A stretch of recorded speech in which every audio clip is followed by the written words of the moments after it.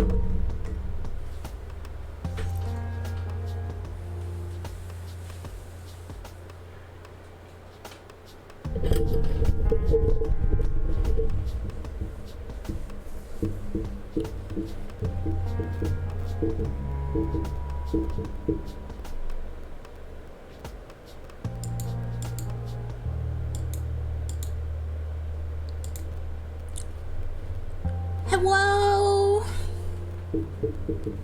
Hello? Hi, Rolf. Welcome to the stream. How's it going? I hope you're doing well. Hello. I love ya. Welcome. Oh, shoot. I need to enter the call. I didn't enter the call. Dang, see. I am here. How's it going? I hope you're doing well. Heck yeah, I'm doing pretty good. I went to bed at 2 a.m. I went to bed at 2 a.m. and woke up naturally at 1:55 p.m. right before my alarm, like 5 minutes before my alarm. Like, I didn't need an alarm. It really sucks that in order for me to get like a full night's sleep where I feel fully rested, I have to sleep for 12 hours. Like, most people are like, yeah, I feel fully rested at 8, like 7 hours, 8 hours, 9 hours, 10 hours. I'm like, I only feel fully rested if I sleep a whole 12 hours. And so most of the time I wake up feeling tired because the amount of times I have where I can actually sleep 12 hours is pretty low. Because if I were to sleep 12 hours every day, so much of the day would be gone. It's twice as long as me. Yeah. I don't know why. I don't know why I only feel rested if I sleep 12 hours. Like 9, 10 hours as well is like okay for me, but I'll still wake up feeling like I didn't get a full night's sleep. But 12 hours, I wake up, I'm like, heck yeah, I'm here, I'm ready to go. It's like, why? Because I also hate sleeping. Might have something to do with the times during which you sleep. I don't know. I don't think so, because my schedule just kind of goes all over the place, to be honest. So I don't know. I mean, this has kind of always been the case since I was really young. I was never a morning person, but I think, I don't know, it's just, I would rather not sleep. Because I'm the type of person that when I first wake up, I feel really exhausted normally. I feel like really out of it.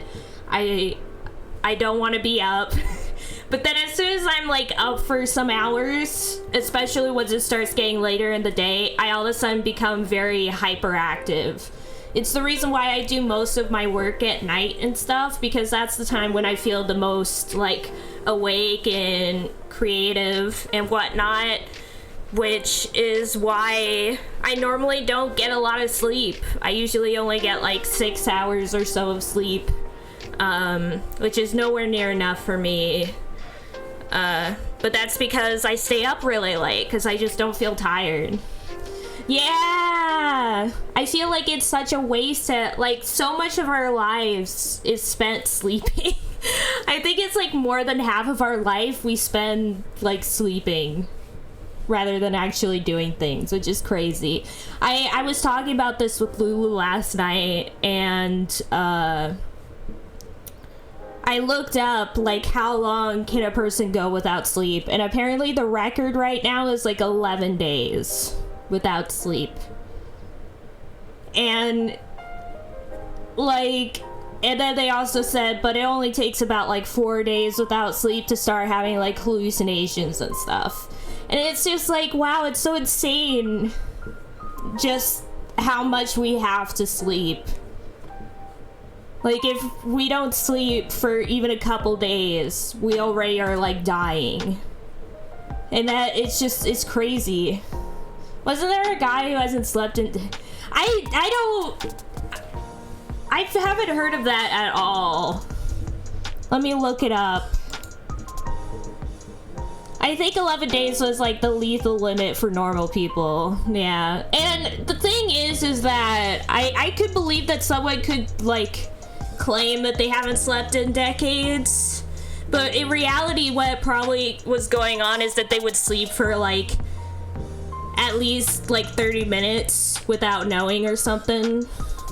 And that probably was enough to keep them going for more days on end, which sounds insane. Cause you know, like when you're really tired and you like just blink your eyes for a second, but it turns out you didn't just blink it for a second, you were like asleep for like 30 minutes. Oh, that's crazy. I had no idea. Now I feel like looking it up. Guy who didn't sleep for... Oh wait, there's guy who didn't sleep for 40 years. Maybe that's it.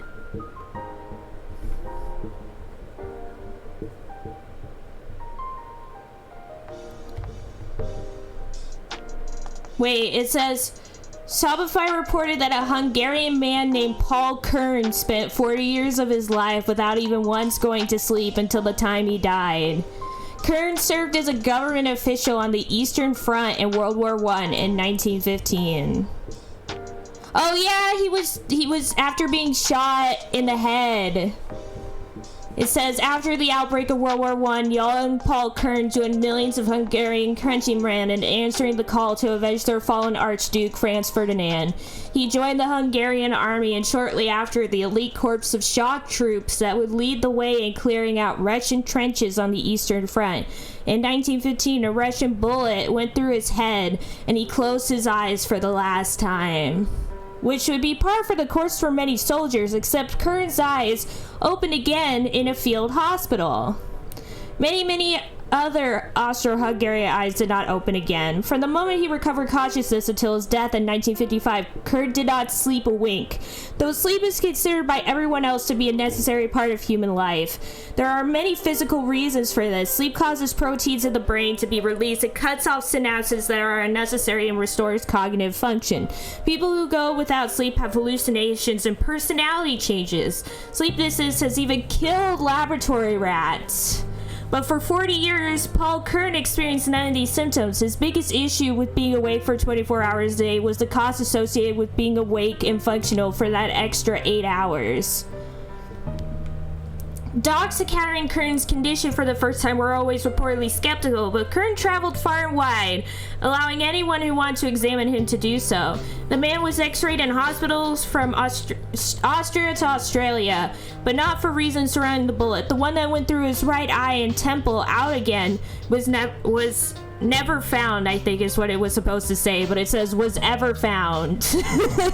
One doctor theorized that Kern would probably fall asleep for seconds at a time throughout the day, not realizing he had ever been asleep.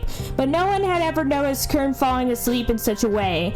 Other doctors believed the bullet tore away all the physical area of the brain that needed to be replenished by sleep. They believed he would find only an early death because of it. He did die at what would be today considered a relatively young age. His wakefulness caused headaches only when he didn't rest his eyes for at least an hour a day to give his optic nerve a much-needed break. But since Paul Kern had an extra third of his days given back to him, he spent the time wisely, reading and spending time with his closest friends. It seems he made the most of the years that would have been lost to a Russian bullet in the first place. Dang see. But apparently there's like other people. There is other people. Because there's also some other people who apparently never slept. There was another guy who didn't sleep for 45 years. And another guy who didn't sleep for 41 years. Oh my god. Some people don't have to sleep. Fun fact. I mean, I guess they die early, but... at least they don't have to sleep. They probably get about the same amount of life as the rest of us who do have to sleep. To be honest, since they don't have to sleep at all, they can spend all that time doing other stuff that we normally would not be able to do. Dang see.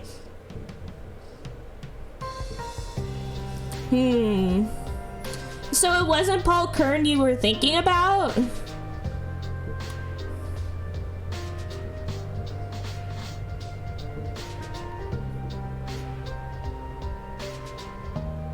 Huh, that's kind of weird. Very strange. Sleep is weird. When I looked up stuff about it with Lulu last night, we were all kind of like, it was so funny because so many sites were like, well, there's a lot of theories on sleep, but really nobody knows why we sleep or what is exactly done while we sleep or where exactly in evolution did sleep first pop up and all that other stuff. We just don't know. Sleep is weird. It's a weird part of our lives. I mean, I guess every part of our lives is pretty weird. We just don't really think about it too much. Like how we have to eat all the time, go to the bathroom all the time, like all these normal parts in life, we just kind of consider, it's normal, whatever. But if you really think about it, it's like, oh, it's kind of weird. It's kind of weird if you really think about it. Oh, Rolf, I just remembered. So after you left, I was like, oh, let me skip until we get to a part that we haven't seen yet and then stop it there. But I forgot that one section was in Okita's route. So I was like fast forwarding that one section because I had seen it in Okita's route. I was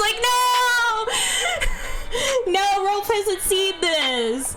I stopped in the middle of the scene, but I was like, oh no. Basically, so, you know, right after you left, Rolf, like, right before you left, I should say, we had that whole thing where Kazuma broke into the Shinsegumi headquarters to try and capture us.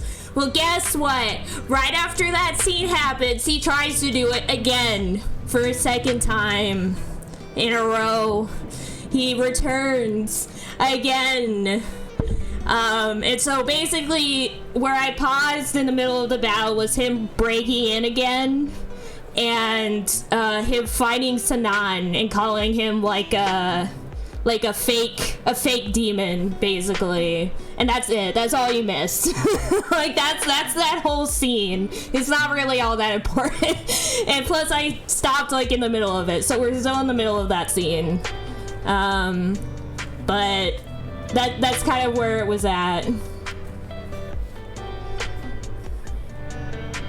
In my D&D group, oh my gosh, in my D&D group, we joked about how normal people can go 11 days without sleep before dying, while D&D characters will die sooner than that, despite being epic heroes. Yeah. Well, epic heroes need their sleep. That's a fact. But yeah, so you didn't miss much. But I'm pretty sure we're like towards the end of the game at this point, because I think chapter 4... we're at like the end of that. Oh, which reminds me, I do gotta look up the walkthrough again. Hakuoki. Kyo wins walkthrough. Thank you, Otome Obsessed, once again for this walkthrough. You've saved my life. Otome Obsessed, thank you. Oh my gosh, I clicked the wrong person. Gotta scroll all the way back up now. There. But yeah, I think we're already... yeah, we're already, in chapter 4. We have 3 more choices in chapter 4, and then we'll be into the route exclusive chapter 5. There's a few other D&D things where real people can achieve greater things than D&D characters, just a consequence of the way the rules are written, yeah.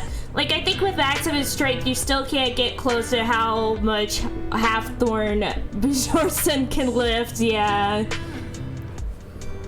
Well, I mean, humans, the thing about humans, like my mom was going like, how have people survived for so long, especially in conditions people had to go through back in the day? And it's because humans are extremely adaptable, and we can do superhuman feats if the consequences require them, but we just can't do it for too long because then our bodies will give out. Like, there are stories of like people during like natural disasters all of a sudden getting the strength to lift up whole cars and everything to save people. So, oh hi Owen, hello, welcome to the stream. How's it going? I hope you're doing well, Owen. Hello. Yet a high-level D&D character can get settled 20 times and be fine after an hour for us, yeah. Yeah, that is kind of like an area where it's like, oof, unless you're like, Rasputin. If you're Rasputin, you probably could have got stabbed 20 times and lived. Or walk away from a fall at terminal velocity, yeah. It's very true. Yeah. I mean, that's the case in, like, all RPGs, too. Since RPGs did come from D&D tabletop games. But it's kind of funny how it's like, oh, I can defeat these things, but this one thing will kill me, but I can also do this. The way the rules are set in these worlds is just so funny. It's like, you have Geralt of Riviera being able to defeat big monsters and travel long distances and do all this crazy stuff, but then if he jumps from an even slightly high height, he's freaking dead. Or Sonic, who's basically unkillable unless he has no rings, will die instantly if he touches water.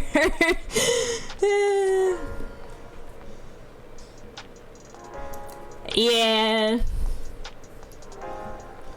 Yeah, I mean, as I said, the human body can be pretty resilient in some strange circumstances and then also weak in others. It's the whole reason we've survived is because people have been able to survive things that should have killed them. Yeah, savior of the universe, defeated by 2 feet of water, exactly.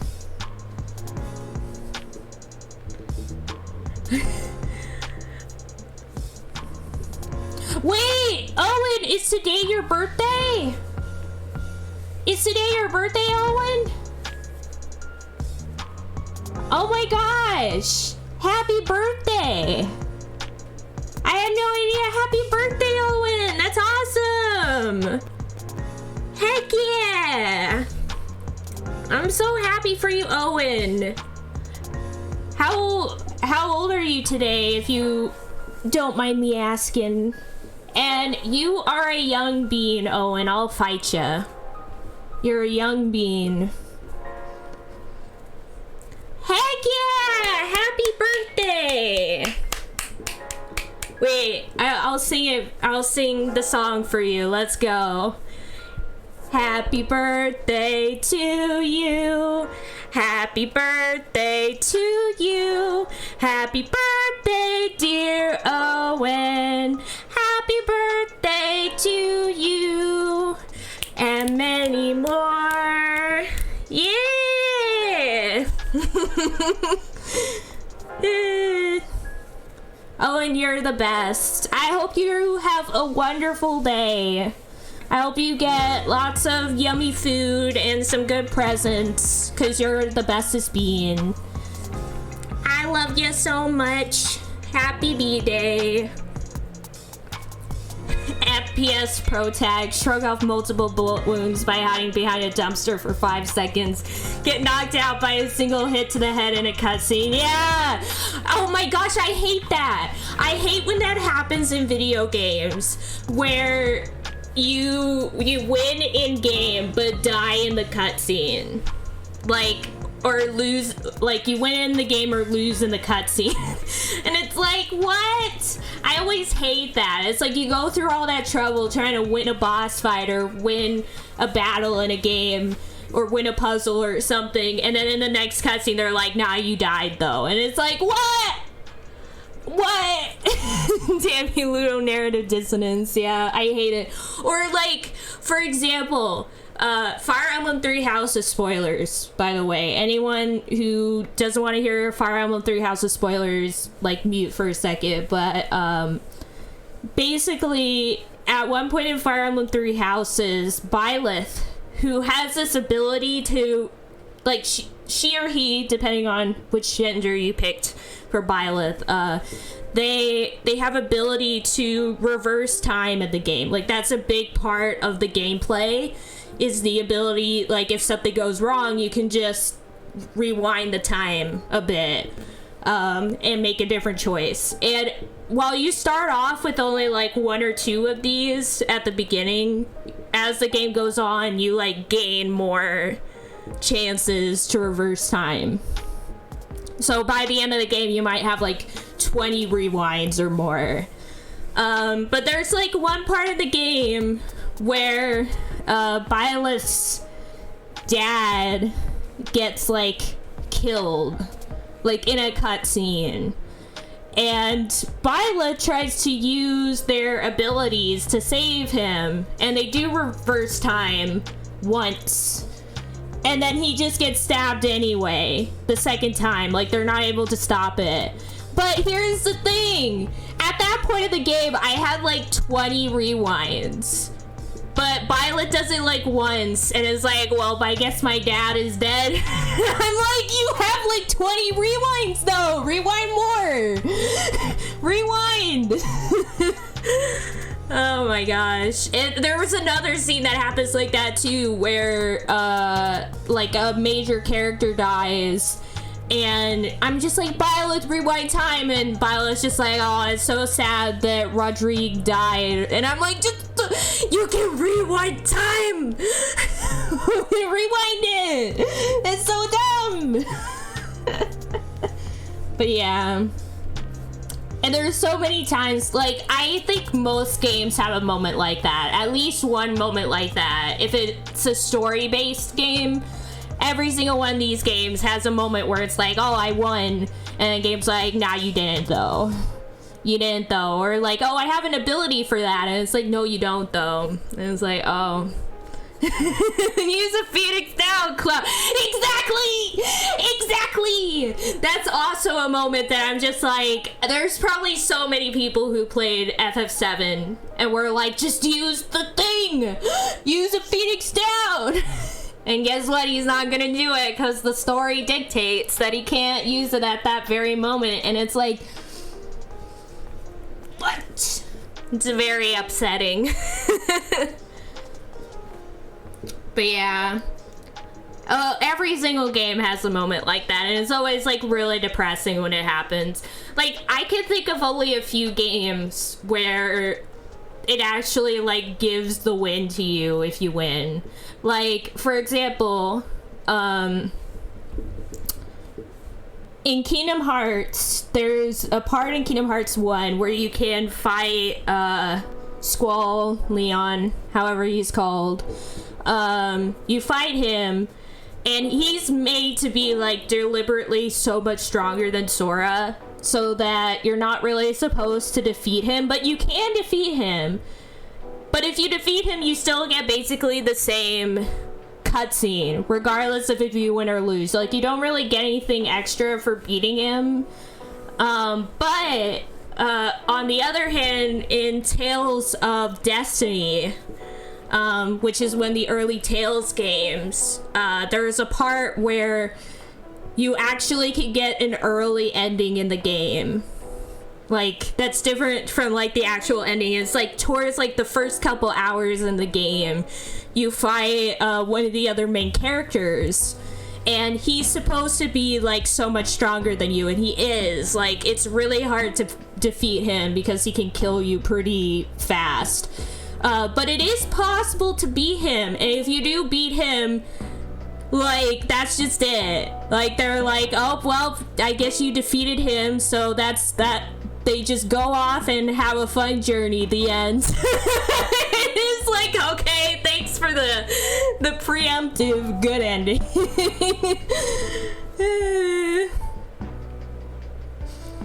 Yeah, it really is. Like, you kind of have to give up some of the gameplay mechanics because they would make it impossible to have, like, a meaningful story or whatever. Yeah, I love it when games have those early endings. Like, either, like, oh, if you manage to defeat this boss early on, you get an early good ending or whatever. Or, there's times, like, in Devil Survivor 2, there's an ending you can get, so Shin Megami Tensei Devil Survivor 2, there's an ending you can get where the main character is asked, like, at the very beginning of the game, they're basically asked, like, do you want to give up or continue living? Because you're, like, killed at the start of the game, but then the app, like, revives you, if you say yes. But you could also say, nah, I'm good. And then the game's like, okay, I guess you're dead then, and it's like, game over. It's like, oh, wow, thanks. Also, I farmed slimes for so long in Eternal Sonata in order to try and beat the unbeatable boss in the early game, but it was just, I hate when that, like, I feel like at least give, like, a tongue-in-cheek, like, haha, there's the ending, ba-ba-ba-da-ba, for people who want to at least try.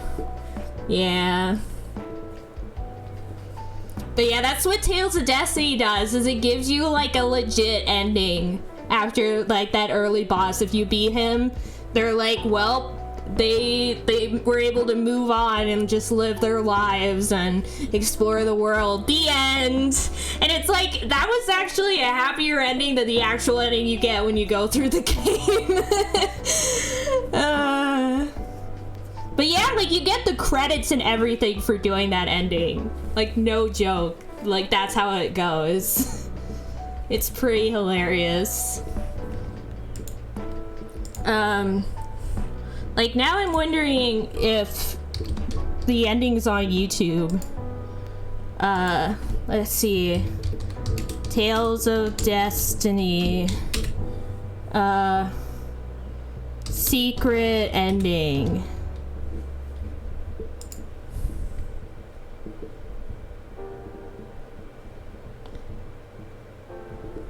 Oh, oh, shoot. I found it, I think. Okay, let me see. I'm scrolling through it to see if this is the ending. It is! Okay, so there isn't credits to it, but it is considered like an actual, like, ending to the game. Also, the quality of this video is kind of terrible, but whatever. Also, you're about to see early Tales, how it looks. Wait, is this one, is the one that's like, is this one? Oh, this one is better quality. This one is like way better quality. Yeah, we'll watch this one. It's like 8 minutes.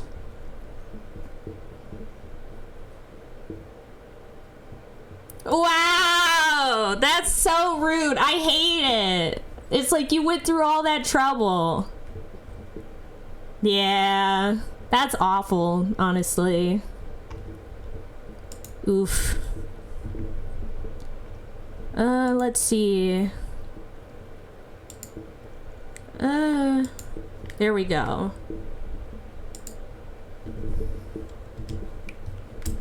Let me pull this up. Secret ending in Tales of Destiny. I love that it says no spoilers, but it kind of is spoilers. Oh wait, I just realized the text is gonna... it's fine. It's fine. Oh boy, here we go. Hey, are you up? That would be wishful thinking. Rudy! Wake Son up! He's such a baby. Hey, wake up!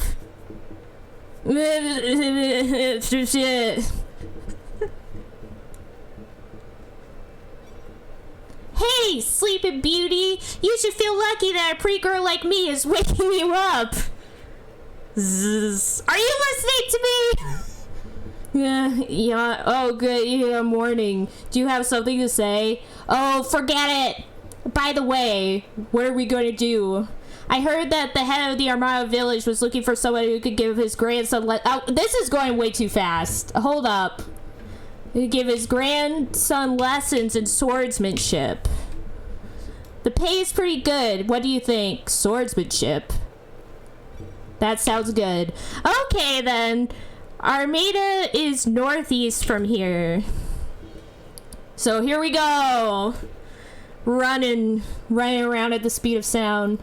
Why, yes, those three are staying. Oh my god, what? Why, yes, those three are staying here. Is there anything wrong? Hey, what's going on here? Shut up, it's none of your business. Well, hey, wait a minute. Huh? Who do you think you are? They are, it's them. Yep, it sure is. Yeah. Huh? Hey, you, return what you've taken from us. Oh, now I remember. You're those thieves who tried to mess with us before. Who are you calling thieves? We're Sangalian soldiers. Hold it right there. At ease, men. Did you know that the temple was under the protection and care of us? What? Hey, Rudy. Stop. Did you know that? How the heck would I know that? Jeepers. Well, gentlemen and sirs, as you can see, we didn't know that. Why, you little pugs, you're lying through your teeth. Aren't you? You're Rudy Katria, aren't you? Why, am I that famous? Do you want my autograph or something? I've heard many bad things about you. Listen, you surrender peacefully. We want to take you to the castle for questioning. Stein, what? Run! Huh? Wait a minute! Commander, are you alright? You idiots! They got away! What are you morons doing after them? Yes, sir! Surround them! Is this an ambush? What's going on? I thought you said you weren't involved in bad things. Ugh, will you stop your whining, Stan? My plan is completely screwed up now. Okay, we'll have to do things the hard way. Mary, oh my god, stop going so fast. We'll have to do the Mary and Albright, come on. Mary, please stop Rudy. Hee, come on, you little girly boys. Show me what you got. What now? Hold it right. We have no choice. You must be joking. We have to make our own stand now. Lilith, I'm so sorry. I might not be able to come home ever. What are you blubbering on about? They're coming. Time for a battle. Well, I'm just gonna say they absolutely trounced this battle and win. There we go. Because that battle's easy. It's the next battle that's coming up that's the hard part. Aren't you boys a bit too young to carry weapons? What are you waiting for? There's only 3 of them. Move out of the way. Oh, here he comes. This is the guy we're supposed to lose to. Sir Leon! Damn it, you spineless worms. I love Leon. He's like my favorite character in this game. Just putting that out there. Quit slacking on your job, you morons. Get up now. I'll take care of them. Also, I love that when I posted it on Discord, Azure was immediately like, that's an Anya boy, isn't it? And I'm like, yeah, Leon's an Anya boy. You fools are going against the National Army. Surrender peacefully or suffer the consequences. This is your last chance. You little arrogant twit! When did they let you out of preschool? I've given you fair warning. You'll regret your insolence. And now, this is the battle that you're supposed to lose. You're supposed to lose this battle. But if you win, this is what's gonna happen. Criminals have no rights. Now you must pay. And then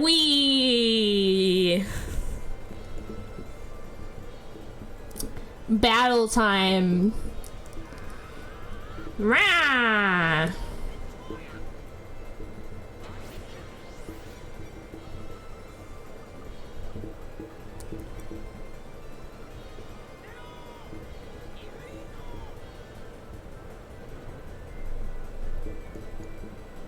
Also, yeah, this is how this game, like early Tales games, this is how they played before things became fully 3D. They were in like this weird like side scrolling type battle arena thing.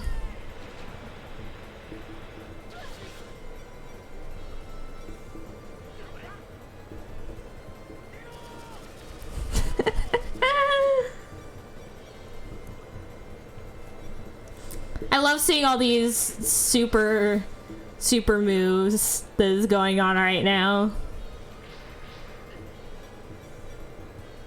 Just absolutely trouncing this dude. Ah, haha, here he comes. He's like, wha-bam.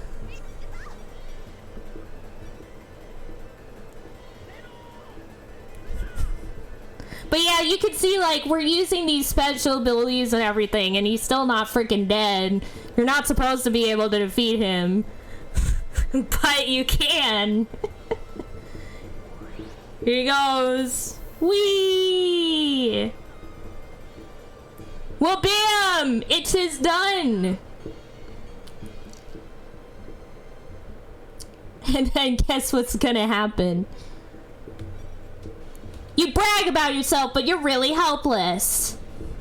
Do we have to fight those soldiers? Don't I have a choice? What's your problem, Mr. Gloom and Doom? If we stick together, nothing can stop us. But... Can't you see there's no turning back now? Let's get crazy. But... Stan and the others defeated... Oh my god, stop. Stan and the others defeated the Sangalian soldiers and finished off the master swordsman Leon Magnus. The three went on to take their place in history as the infamous game of lens hunters who roamed the four corners of the world. But that's another story.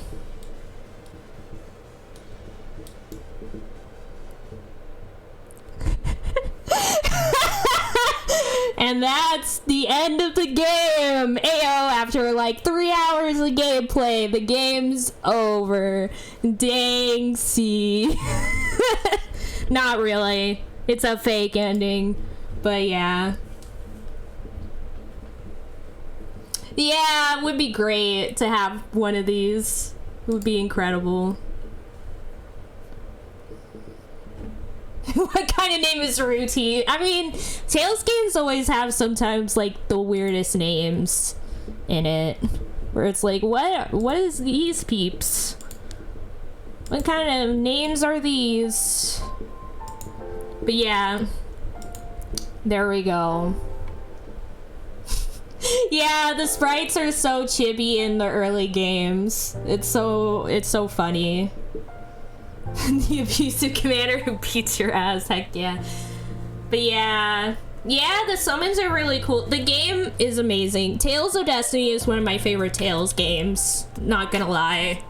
Like Tales of Destiny, Tales of Xillia, Tales of Vesperia, and Tales of Graces. I would say those are probably my 4 favorite Tales games. They're great. But yeah, it would be cool just to have like a whole like full-on RPG, but have like an early ending like that. I think it's cool whenever that's put in, because it gives, you know, players incentive to make all that work just so that they can beat the boss. Like, I feel like it's pretty cheap to make it so that there's a truly unbeatable boss. I think that it should be possible, and you just get kind of like a haha funny ending afterwards. It's definitely a better scenario. Plus, it wouldn't take that long to do, you know? Like, making an ending like that probably took like 2 seconds. So, it wouldn't really take that much to do so. Also, watching that video reminded me that since this game is in full screen, I gotta pull up the chat on my phone so I'll be able to see the chat. Because I forgot about that. Wait, gotta make sure I'm not on Wi-Fi. Okay, thank God, Wi-Fi is off. Where is it? Where is my Twitch? There's my Twitch. Gotta pull up the chat, my channel, view dashboard. There we go. Now it's on there. Don't quite need it yet, but would be cool if the game still continued, but oh yeah, like basically you get like a shortcut. It would be cool for speedruns to have something like that, where if you were strong enough or you beat a certain boss, you get to skip a whole section of the game because it's like, oh, you're good enough to end up at this part of the game already. That would be cool. I think I know there's also a lot of games that have like super hard bosses that you're kind of supposed to lose to, but if you do win, you get like special items or something, which I think is also a cool idea. Like, you get some of the best items in the game from doing it, and then... Oh, wait, actually, there's a game that I recently covered on one of my listicles on Screen Rant. It was called Soul of the Samurai. It was on the PS1. It looks kind of Resident Evil-esque, but it's more of an action-adventure with some horror elements to it. And you play as either like a ninja girl or a male Ronin, one of the two, and you have to go through both routes to get the true ending. And at one part in the game, there's like a section where you gotta fight a bunch of enemies, and if you beat it within like a certain time limit, you get some special items, which can help you like get through the game faster. So basically, it's kind of a good game for speedruns. Oh, I almost spilled my coffee.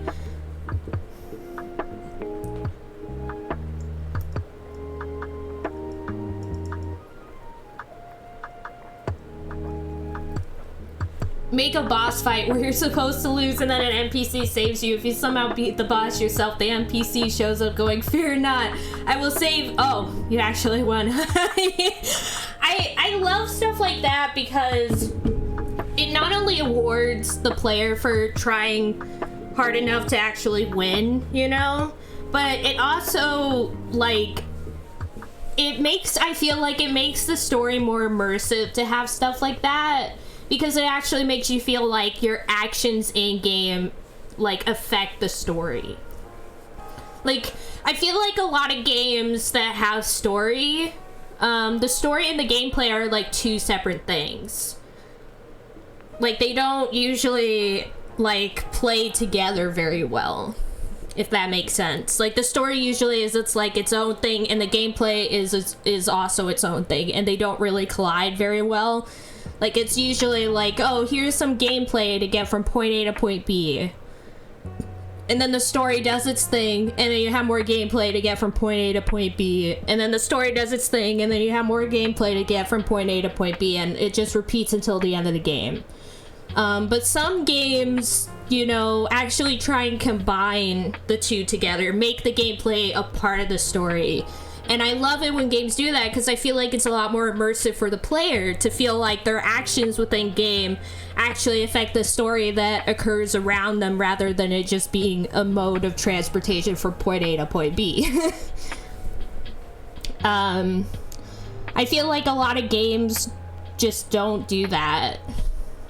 And I feel like having bosses like that they're really difficult to win, but if you get like extra scenes and stuff, can go a long way in making the player feel like their actions do impact the story in some way, instead of the opposite where you can win full-on battles and still lose in a cutscene. Going back to what started this whole conversation, because I feel like stuff when that happens in a story where you win a whole battle but then lose in the cutscene, or stuff like that happens, or things like characters die when normally you would be able to save them in game if they died during a battle in game. I feel like stuff like that really takes the player out of it, makes it feel less immersive to play, because it really just makes it feel like, oh, I don't really have control over what's going on. My actions aren't really impacting the story at all. And I feel like it kind of distances the player from the actual like story. Yeah, where you're badass in cutscenes and then you're get your ass handed to you in actual. Yeah, that happens a lot too, especially in like shooters and other things. Like that happens a lot. And again, even with that being like the opposite way, it still takes the player out of it. It really makes the player feel as if they're just still like they're still watching a film rather than being an actual participant in what's going on, you know? And so games that I feel really like bring in gameplay as a part of the story make it so that the player really feels like they're a part of it, that they're interacting with the story rather than just being a spectator.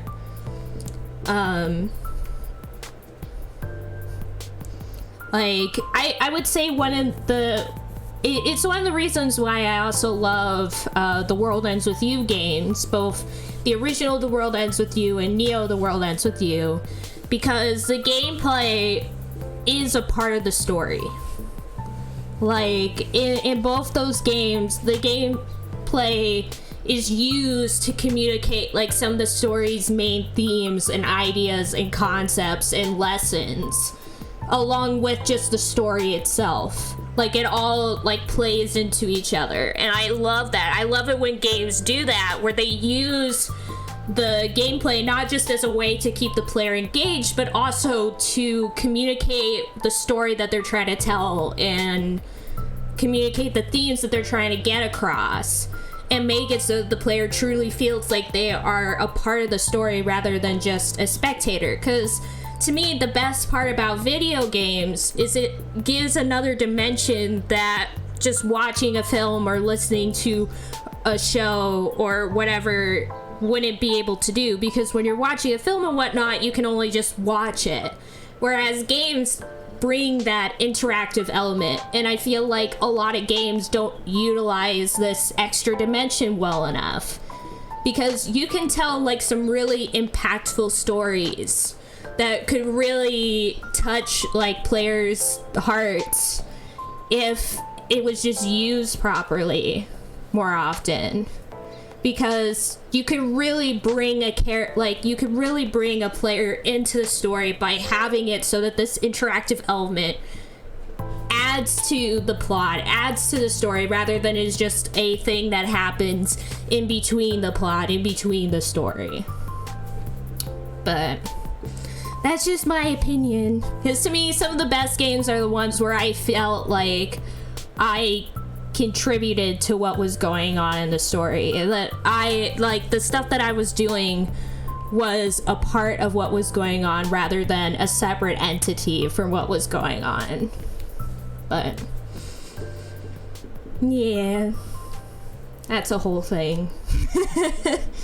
And I feel like there's a lot of moments that prove that. There's a lot of times where people talk about like what are some of the most memorable moments in video games for them, and it's almost always like moments where the game actually like truly utilizes the gameplay as a part of the narrative, because as I just said, it brings you in, it brings the player in, it makes them feel like they're not just watching a story unfold, they're a part of that story, and that makes it more impactful, more meaningful to the player. But yeah, that's just my opinion though. But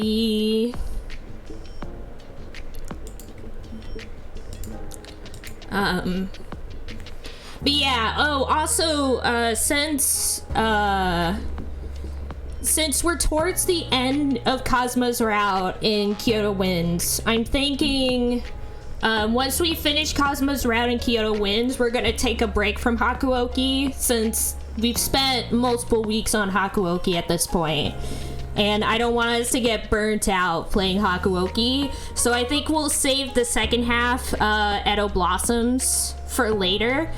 And instead of playing Edo Blossoms right away, we'll, I've already downloaded the first part, but we'll play, the game Milk Inside a Bag of Milk Inside a Bag of Milk.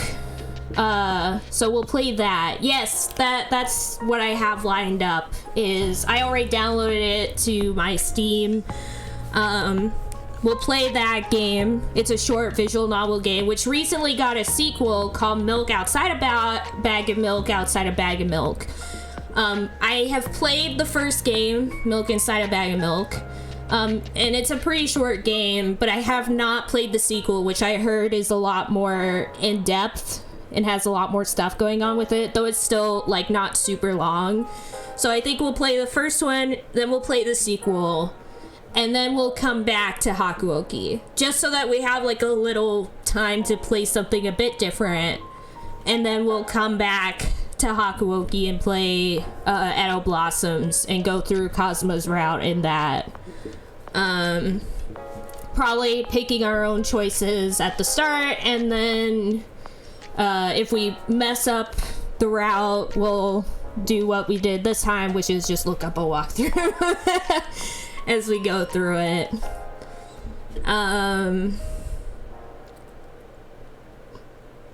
But yeah, it's very interesting. There's a reason, though, why I decided to do Milk Inside a Bag of Milk and Milk Outside a Bag of Milk on Monday streams. Because just like some of the other games we played on Monday streams, it tackles some difficult topics that I just was like, I can't do for VN night. we can't go into this area on VN night. So it does tackle some hard topics in some ways, but it's also pretty interesting. I've seen like people do like in-depth analysis videos on it on YouTube, and it's always interesting to watch those. But yeah, the latest sequel I think came out only a couple months ago, so I remember seeing it because Manly Badass Hero posted a video of it on YouTube being like, hey, the sequel's out now, I'm playing it, and I'm like, what, there's a sequel? But yeah, I'll be excited to try it out. But yeah, outside of that, we'll finish up Edo Blossoms after that, and then I haven't really decided what we'll play after all that just yet, though I have like some visual novels on and other games on my Steam, in my Steam library that I haven't tried out that I would be interested in trying out after that, but we'll see how things go. Maybe something else will come up, who knows. But yeah, but it'll be a long way away, of course, because we'll have to go through all the Milk stuff, and then Kyoto wins, and all that will take some time. So we have plenty of time to figure out what we'll play after that.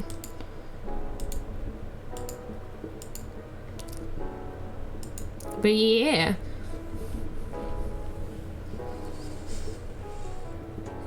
Oh boy. Oh, by the way, I got this GIF in the background here. It's from Hideo Kojima's Police Knots, and I found it literally just by looking up like PC 98 art, like GIF art, because I wanted like a PC 98s GIF for my streams, to have something like playing in the background while I'm doing my stream stuff. So found this one.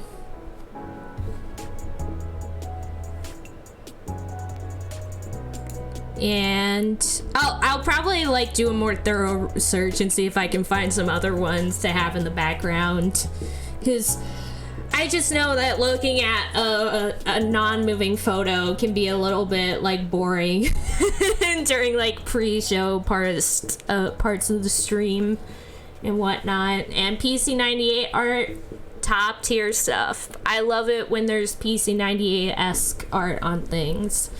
Like there was the new new, I should say relatively new, game Valhalla cyberpunk bartending action that was deliberately, like, the art style was deliberately inspired by PC98 art, and it looks like that game looks amazing, just the same as all the PC98 games just had this amazing art style to it.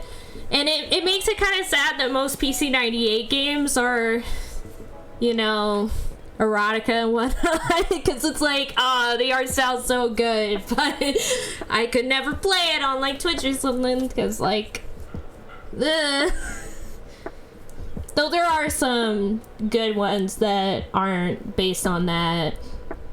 But there's also, the interesting thing about that is that there's also some PC98 games that are erotica PC98 games, but they're pretty, how should I put it? They're pretty significant for video game history. Like, you know, yeah. Well, I think it was also because the PC98, like, the way the hardware worked, it just kind of allowed for that other computers didn't really have at the time. So, had this great... Oh, wait, no, now I understand. I now understand what you were trying to say. It took my brain, like, that long to figure it out. I was like, oh, that's why. Gotta make the girls look good enough. But yeah, you know, it's not wrong. You're not wrong though, Rolf. A lot of art and technology and stuff comes from the fact that humans want to bang. It's a fact. It's just a fact of life. Because I was just about to say, like, one erotic game on the PC98 is, you know, the girl that chanced love at the bound of this world, and that game is one of the most significant visual novel games in history, because it started a lot of concepts that have continued on to this day, and it's an erotica game. Like, the whole point of the game is you, like, ending up with one of the girls and having H scenes with them and stuff, but it also was, the first visual novel game to have, like, a thing where, like, you're traveling through time in multiple branching paths and stuff. And I look at so many modern visual novels and even just modern games in general, and I'm like, these games were inspired by Uno. Like, if it weren't for Uno, these games wouldn't exist. And it's kind of funny. It's like, like, I've mentioned Uno and listicles before because of that. It's like, yes, this was an erotica game, but it's also, like, one of the most significant early, like, 90s video games of all time. So many Japanese games look to Uno and go, those are the ideas I got for my game.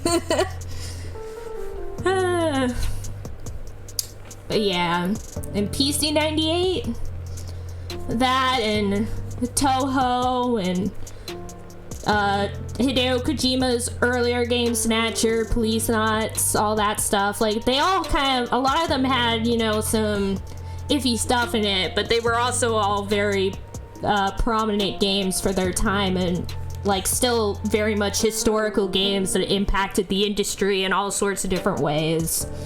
Like, we wouldn't have games as they are now without a lot of those PC98 titles. Like, if it weren't for stuff like Hideo Kojima's Snatcher and Police Knots, we wouldn't have stuff like Metal Gear Solid, and thus, like, all the stealth action games that we have today. We wouldn't have, like, if it weren't for stuff like Toho, we wouldn't have like the bullet hell shooters and stuff that we have today. If it weren't for visual novels like we wouldn't have visual novels the way that they are today, or even a lot of adventure games the way they are today, science fiction adventure games very much in particular. If it weren't for stuff like the Ys series, which also started on the PC 98, then we wouldn't have a lot of RPGs in the style that they are today, because the Ys series introduced a lot of concepts that are now the typical norms in RPGs today. Like the PC 98 is like where a lot of modern games derive from. They come from the PC 98, and yet a lot of them have kind of been lost to history, especially since a lot of them have strong Arrow content in them. You know? But it's still pretty interesting. Because even Hideo Kojima's games, like the early, like Snatcher and Police Knots, has some risque content in them. But it's still pretty interesting. Oh, I didn't notice that Angel posted like a whole post in my server. Hold up. Gotta respond.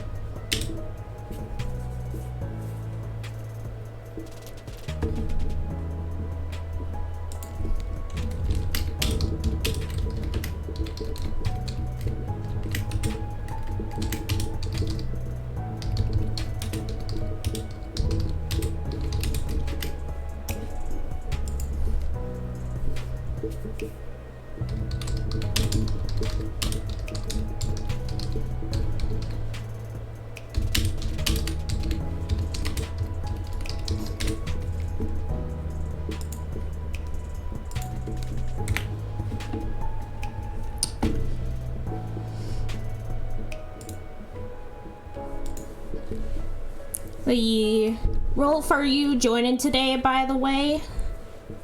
I'm thinking about starting now since it is like an hour into the stream. Let me just pull up. I'm pulling up. Oh, it's Rolf! Hello! Hi. Hello! How's it going? I'm alright.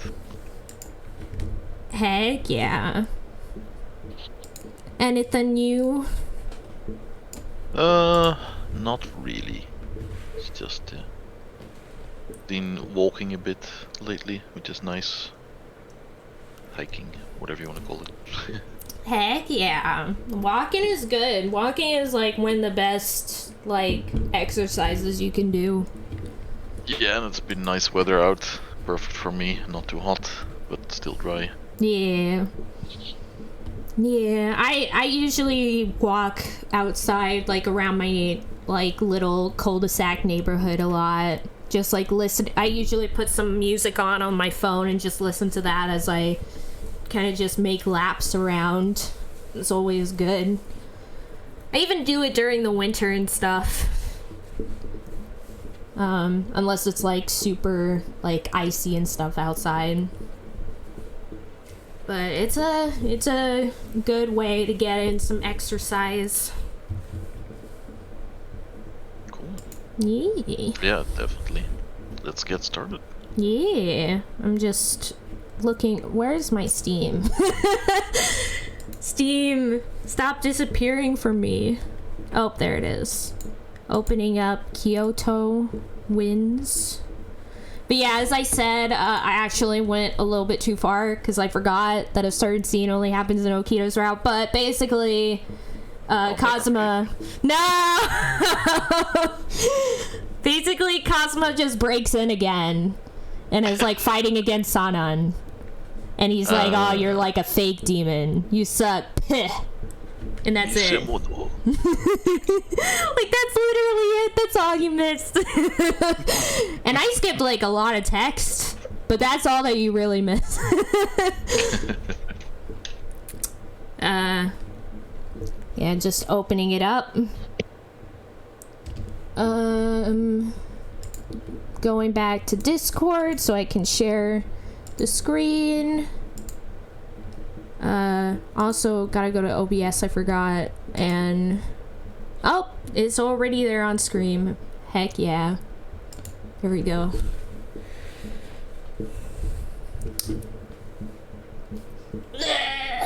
Reaching for my controller.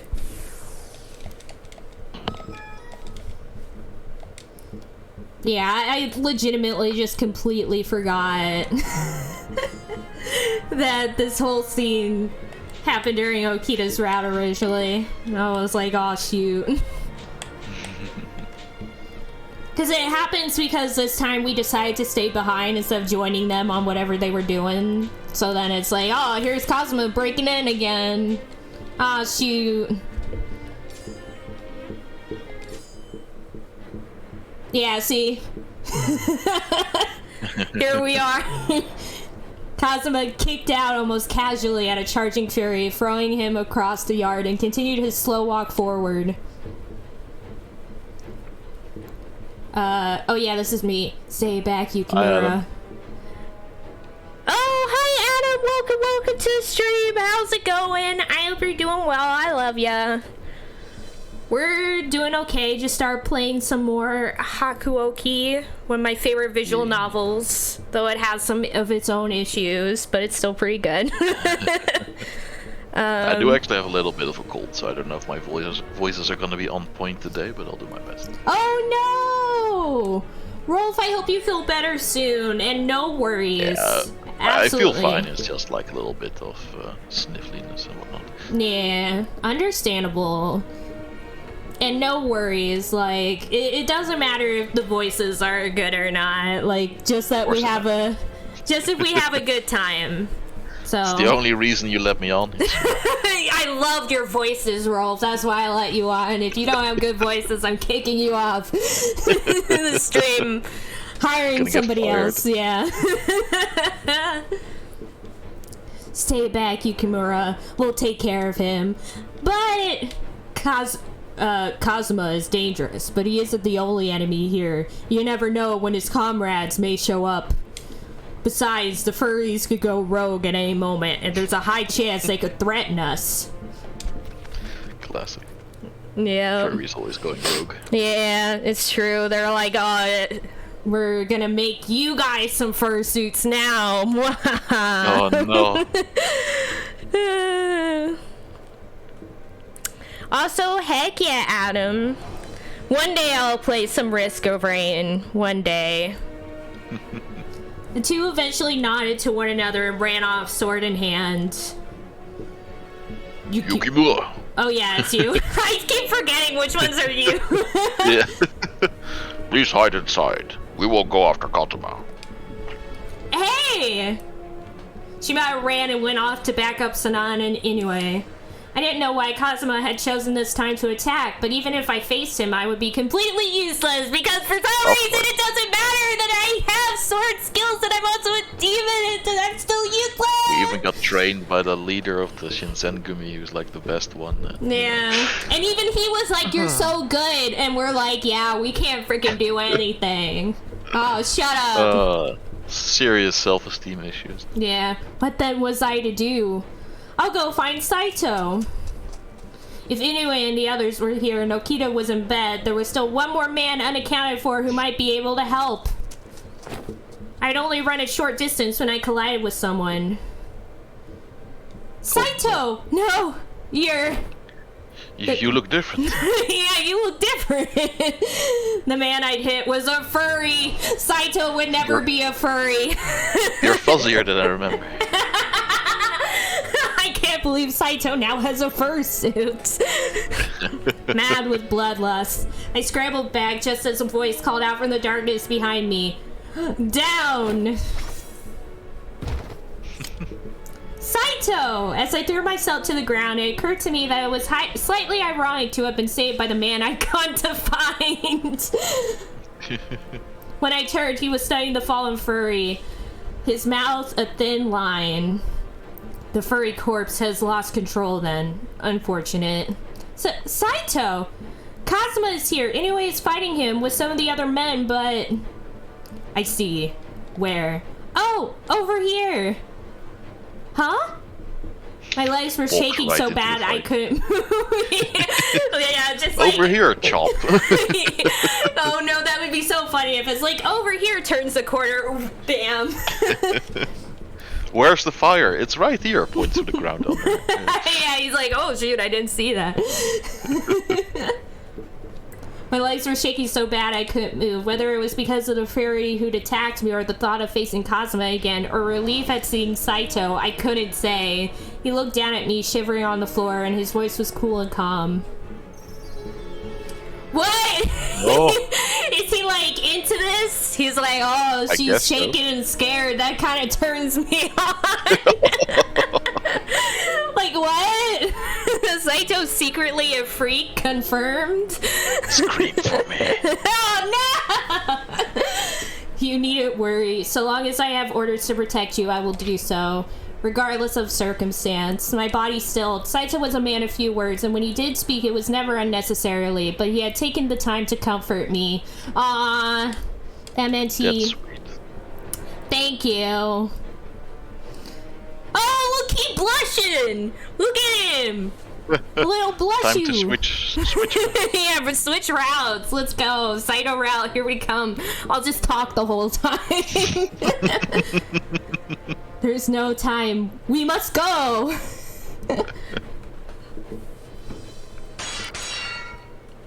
When we returned to the battlefield I'd left only moments ago, Kazuma was still engaged. Oh shoot, he's engaged into another person? Oh snap.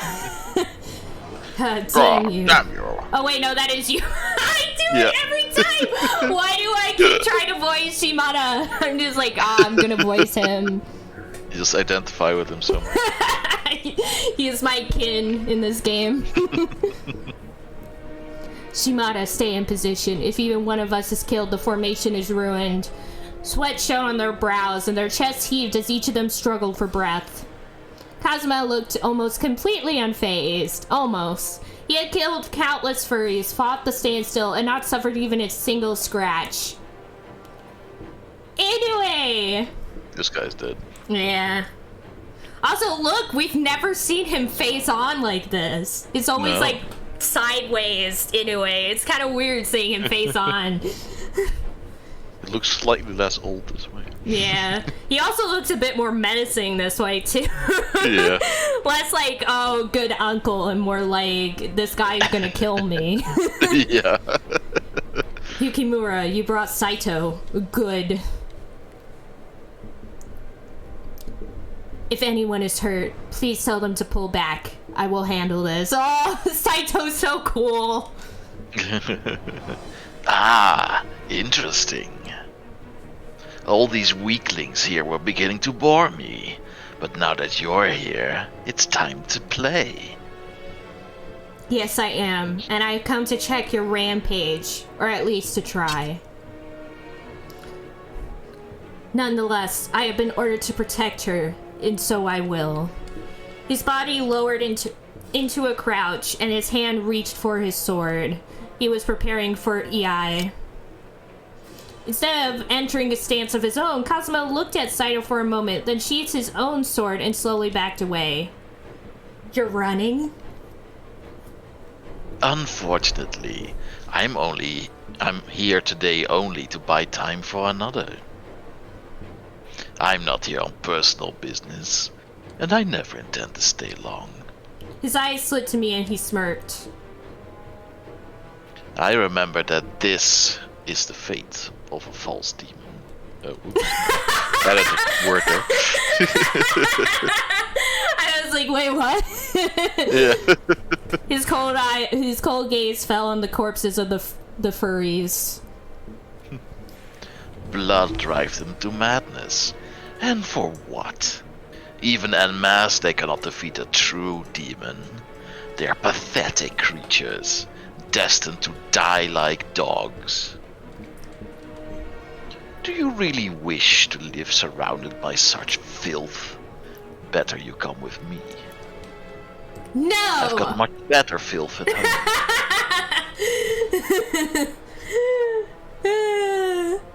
No, I'll never do that, even though we're on your route, so we'll definitely be doing that. He flashed his teeth in a grin, then turned on his heel and melted into the darkness. You know, all these scenes are just really funny when you're not on his route. It's like kind of hilarious. But yeah, I think this scene in Okita's route is when our brother appears and gives Okita the serum, but I don't think that happens in any other the routes. Might be wrong. Because this scene, I haven't seen any of the scene with Saito, but I did see the beginning of the scene, which is why it was letting me skip through it. Because I think in Okita's route, it went in like a different direction where we went to Okita's room where he's like all sick and stuff because we were worried about him. And then our brother came in and was like, I want you to protect my sister. Here's the serum. And Okita's like, I don't really care. Well, actually, and he grabs the serum and takes it because he's a big liar. And he does care. And then after he like faints from like the serum, the brother's all like, haha, now he gets to suffer as a fake demon, wahaha, and disappears into the darkness. And we're like, wow, what an asshole. What an asshole, you saved his life. He's retreated. Are you okay?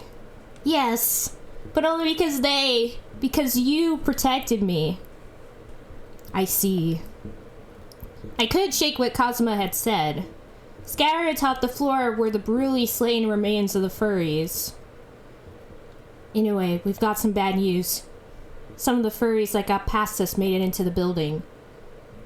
I see. How much damage did they do? Not much. They were killed almost immediately. By whom? They ate all of our rice. Yeah, there's no one inside who could have done that. By Okita.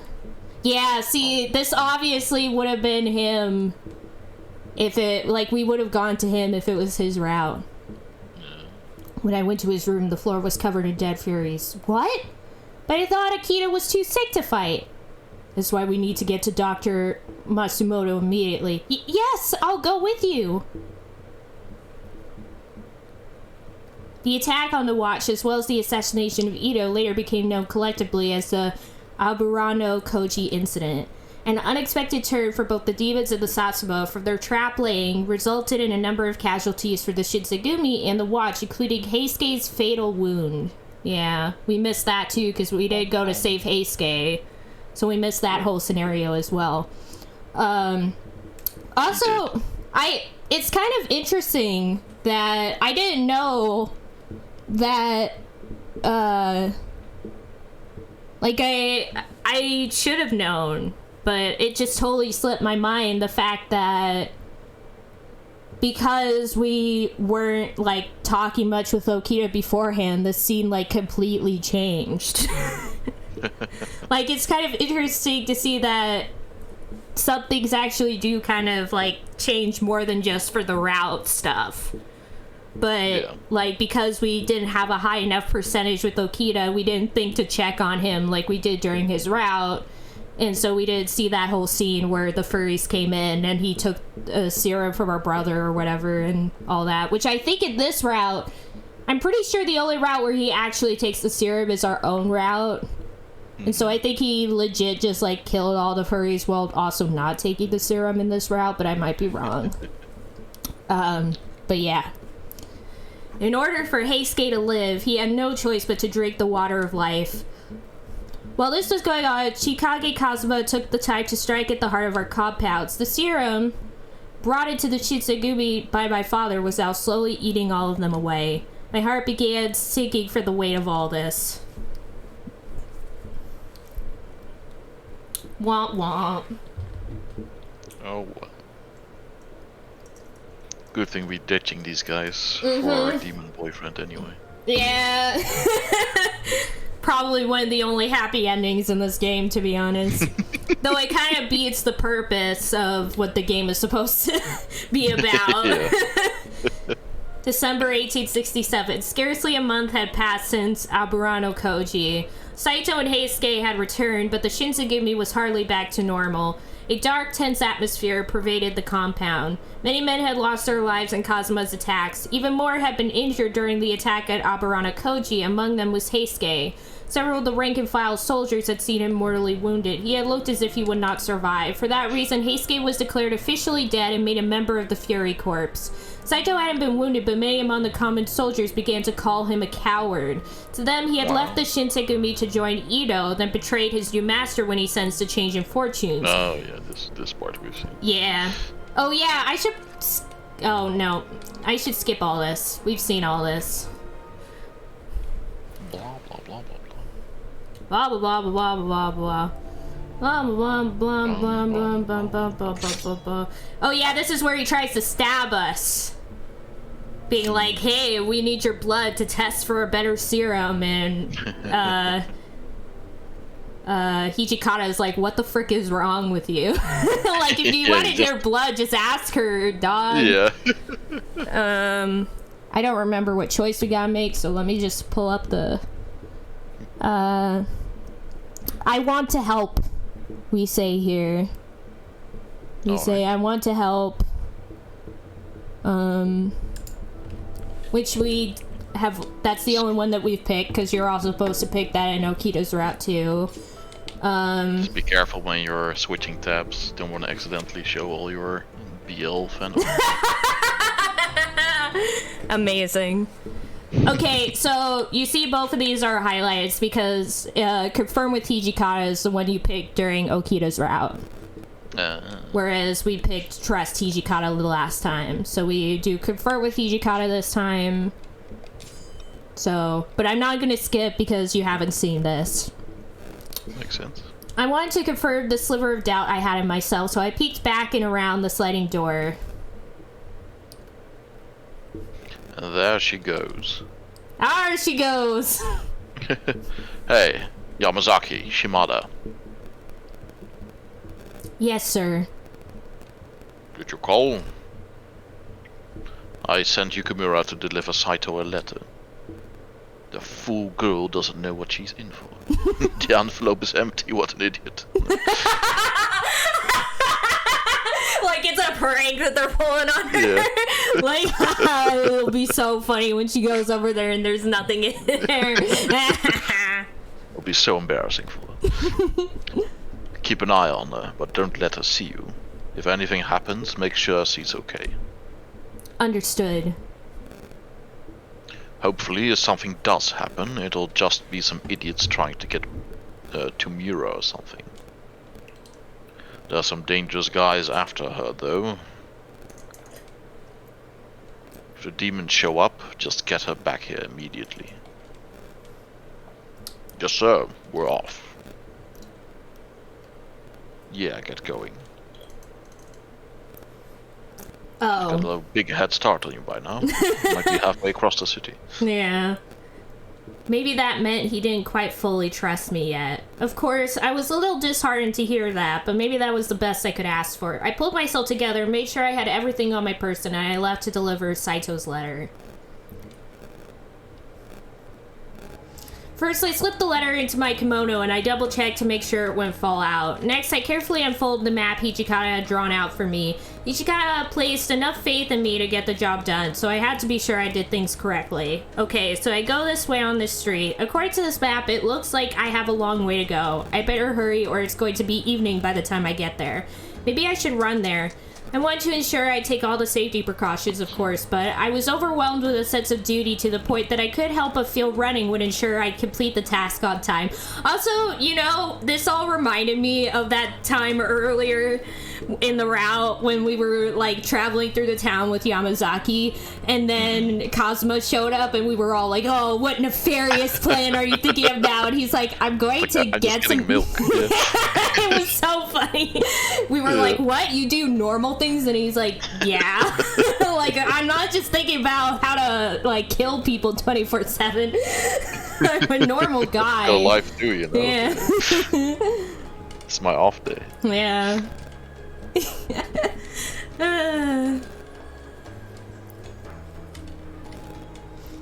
I think this is the place. I checked the house number etched into the lantern that was posted in front of the building. I was sure I'd arrived at the correct location.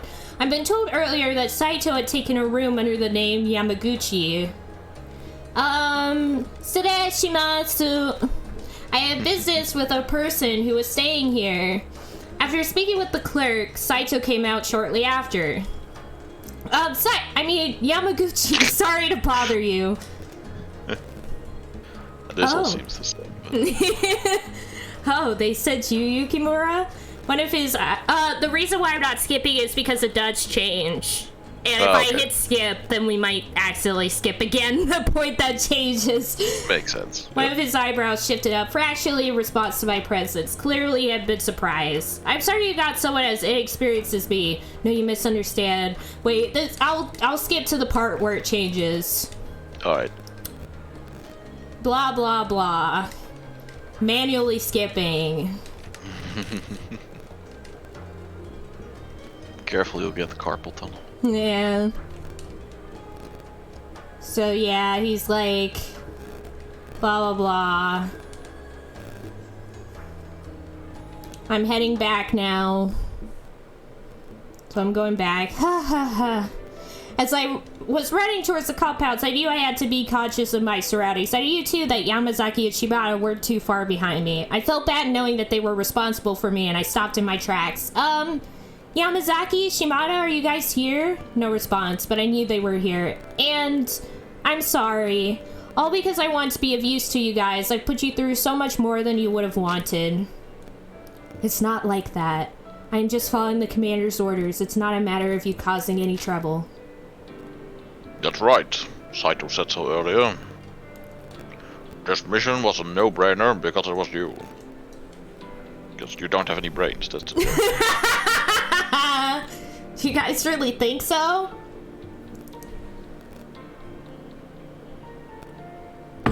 Oh wait, that's me. Yes, or at least I think so. At least. So I think here we do pick, well, I appreciate you. Yeah. And this is the last choice of this route, of this chapter, I should say. And then we move on to the chapter 5. Alright. Well, I appreciate you. You should be more confident, so just focus on completing what it is you must do.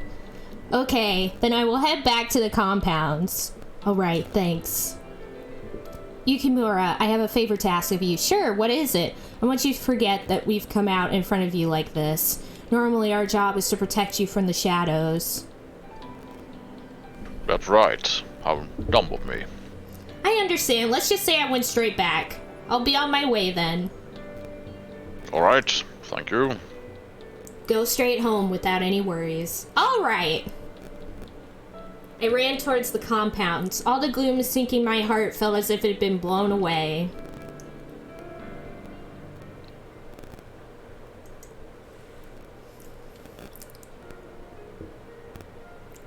The Shinsegumi, once solid, now wavered. What would happen to them? What would happen to the Fury Corps? Men were forced to watch as their friends became the undead monsters known as furries. Was it any wonder that they found themselves conflicted or that tempers began to rise? I mean, especially since fursuits are extremely hot to wear and it's hot outside, and so the tempers probably rise because they were, you know, sweating bullets and it was just terrible. Several days later, the order was given to begin the Imperial Restoration. The Emperor would be restored to power and his court would once again rule the nation. The position of Shogun would be abolished and Kyoto's military and judiciary commissioner positions would be eliminated. All that the Shinsegumi had fought for and believed in was falling to pieces. Rip. Yep, rest in pieces. Chapter 5. There he is. The man, It's the our myth, the boy. legend. Yeah, it's our boy. Now that's what I call Demon Volume 1 is the achievement. This is just epilogue, right? Or is this? No, this is like a full-on chapter, but basically Oh, okay. each of the routes get their own chapter 5. Like, this will be completely different than the chapter we got when we got the normal route, and it's also completely different for the chapter I got when I played Okita's route. So it's gonna be like its own chapter.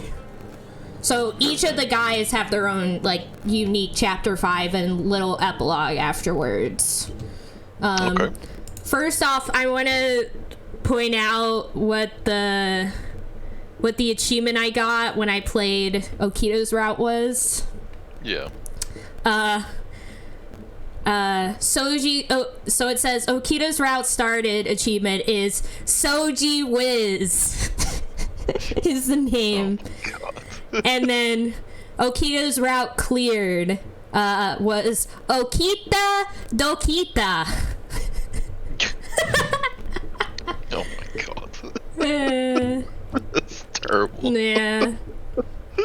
But yeah, all the achievements we have is like those plus, of course, now that's what I call Demon Volume 1. And then the regular chapter ones, which was Nobody Makes Me Bleed My Own Blood, Take a Page Out of My Book, New Town Who This, Still a Better Love Story Than ... Our Pets' Heads Are Falling Off, and the last one, which is with the normal ending, was It Could Have Been Worse ... Oh shoot. December 1867. So we're no longer going to be skipping stuff anymore, because all of this will be purely unique to the route. Fresh content. Fresh content only. As the threat of the Satsuma Chosu's plot to overthrow the shogunate loomed over the country, the Tokugawa shogunate had been pressed to restore power to the imperial court, an act later known as the Imperial Restoration. Lord Yoshinobu Tokugawa had moved from Kyoto to Osaka Castle in an emergency effort to plan a defense against his increasingly perilous foes, but even within Edo, considered to be the shogun's indisputable territory, Satsuma's sympathies had swept through the city. As a result, the shogunate had fallen for the Satsuma's mission to provoke them into conflict by attacking the Satsuma domain's capital residence. The shogunate army, acting on behalf of the agitated government body, sent troops to reinforce Osaka in order to punish the Satsuma's treason. This was one of the final attempts from the shogunate to assert its authority, hoping that by outnumbering the Satsuma, victory was assured. Back then, we had all expected to win handily. If we could have hopefully made a successful showing on the battlefield, the Satsuma would back down. Little did we know just how inaccurate this expectation would later become. The Shitsugure was stationed at the Fushimi Magistrate, along with many other shogunate forces, as it continuously planned as conflict route in Edo, and so we welcomed the new year just before unexpected tragedy hit us close to home. Kondo had been shot by an unknown gunman while traveling through Kyoto, critically wounding him. Although his condition later stabilized, his right shoulder was seriously injured. So if we were playing Okita's route, we would have seen this happen. Yeah. Because, you know... we actually seen the shot, yeah. Yeah, well, we on don't... the route we were on before, we didn't go to him. We don't really see the shot happen, but we, like, it's a big part of his route is the fact that it does happen. Like, we see the moment where it's, like, revealed, basically. Yeah. Like, it opens up, like, oh, we've been fighting, and then it doesn't talk about any of this. It just goes into the scene. And then we're hanging out with Okita during his night rounds, because now he's a demon. And he's all like, I can't go out in the sun, I'm weaker then. And so we're just all hanging out and talking and stuff, and then it's like, somebody comes into the place that we're now staying at, which is Osaka Castle, and they're all like, oh, he got shot, and then Okita comes in and he's like, what's going on? And they're like, don't freak out, but Kondo has been shot, and of course he freaks out. Yeah. And so then he, like, runs out and starts, like, murdering random people, on the street. And then we go out there, we're like, just stop, Okita, what the frick? And he's like, oh yeah, sorry. And then sorry about killing all those people. My bad. And then we meet like evil brother again, and he's all like, all of this has been going according to Keikaku or whatever. And Okita's all like, I don't really care for Chizuru or whatever, because he's still trying to lie through his teeth. And the brother's like, oh really?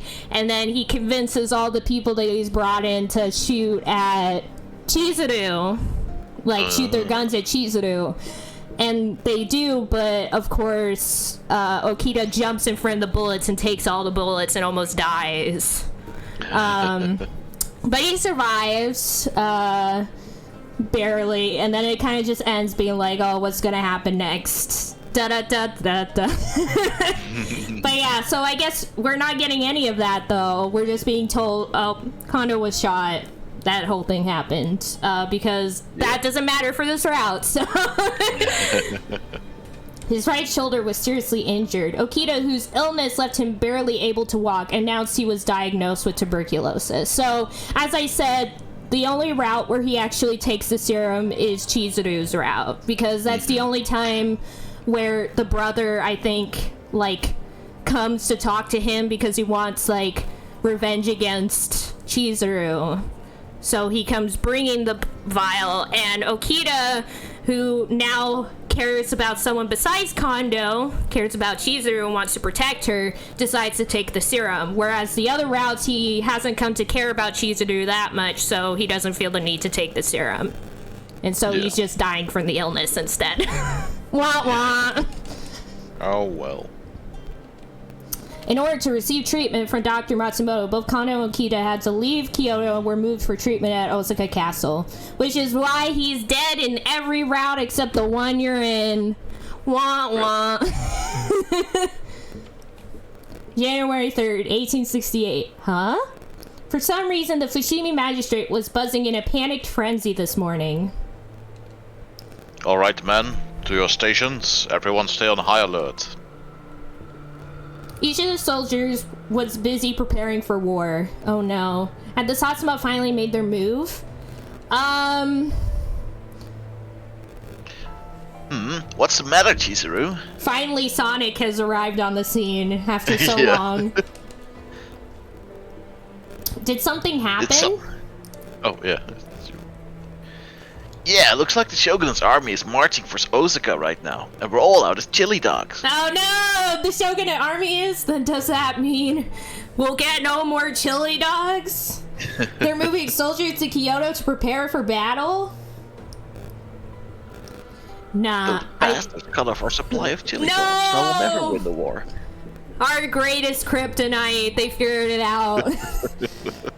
Nah, I think they're just trying to scare off the Satsuma with all the soldiers at their disposal. Best case scenario is they run with their tails tucked under their legs before we even get there.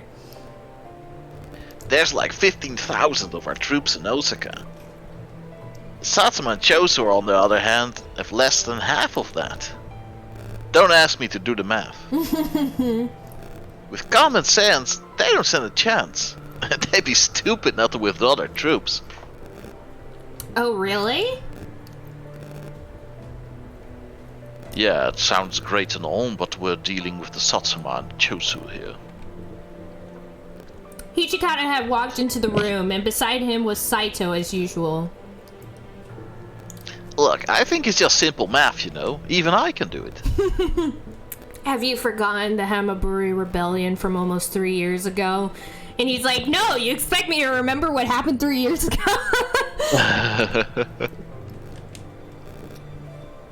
If they have already put forth this much effort, I'm certain they are prepared for our men. Unlike last time, the Satsuma will be on the other side of our front lines. But are they prepared for our women?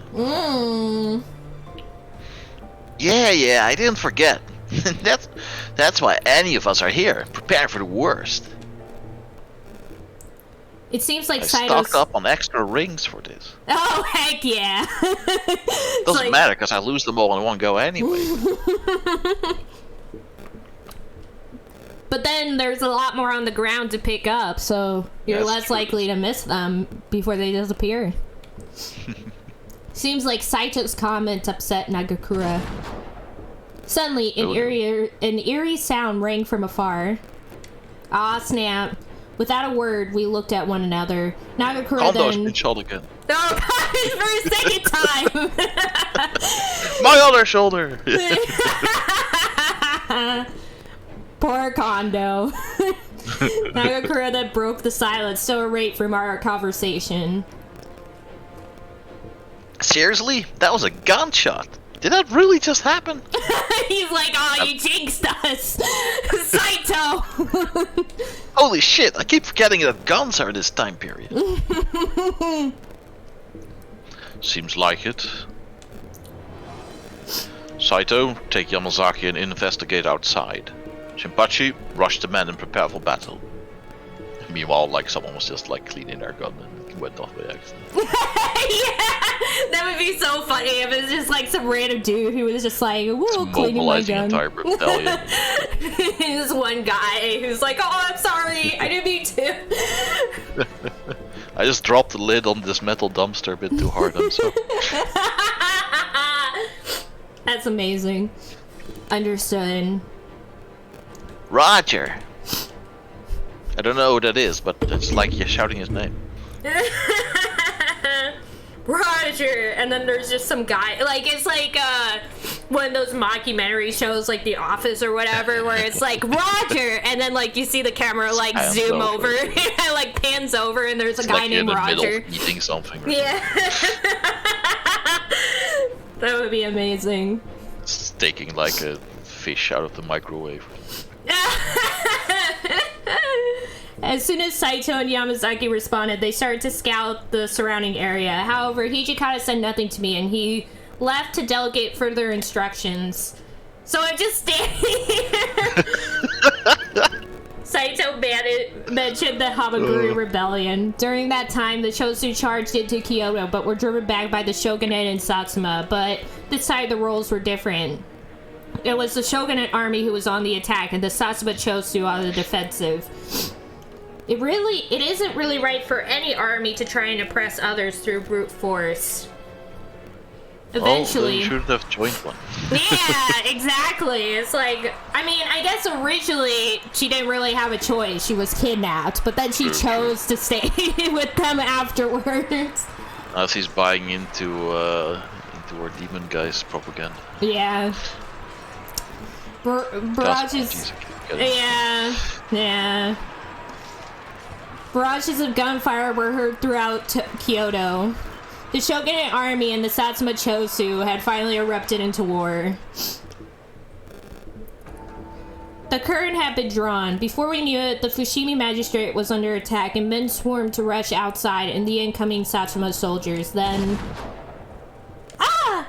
All throughout the morning, countless cannonballs were aimed straight at the Fushimi magistrate. Oh wait, yeah, this is me. This does not bode well. At this rate, it is only a matter of time before this building gives out. Do we have no way of returning any cannon fire as well? Well, the problem is that the enemy cannons are situated far away and high up, so aiming is hard. The Satsuma artillery units were encamped in a nearby mountain range close to the magistrate. From their vantage point, they could fire anywhere. However, trying to fire cannons from a lower area to a higher one was nearly impossible. No, at this rate, we may as well be serving as target practice for their cannons.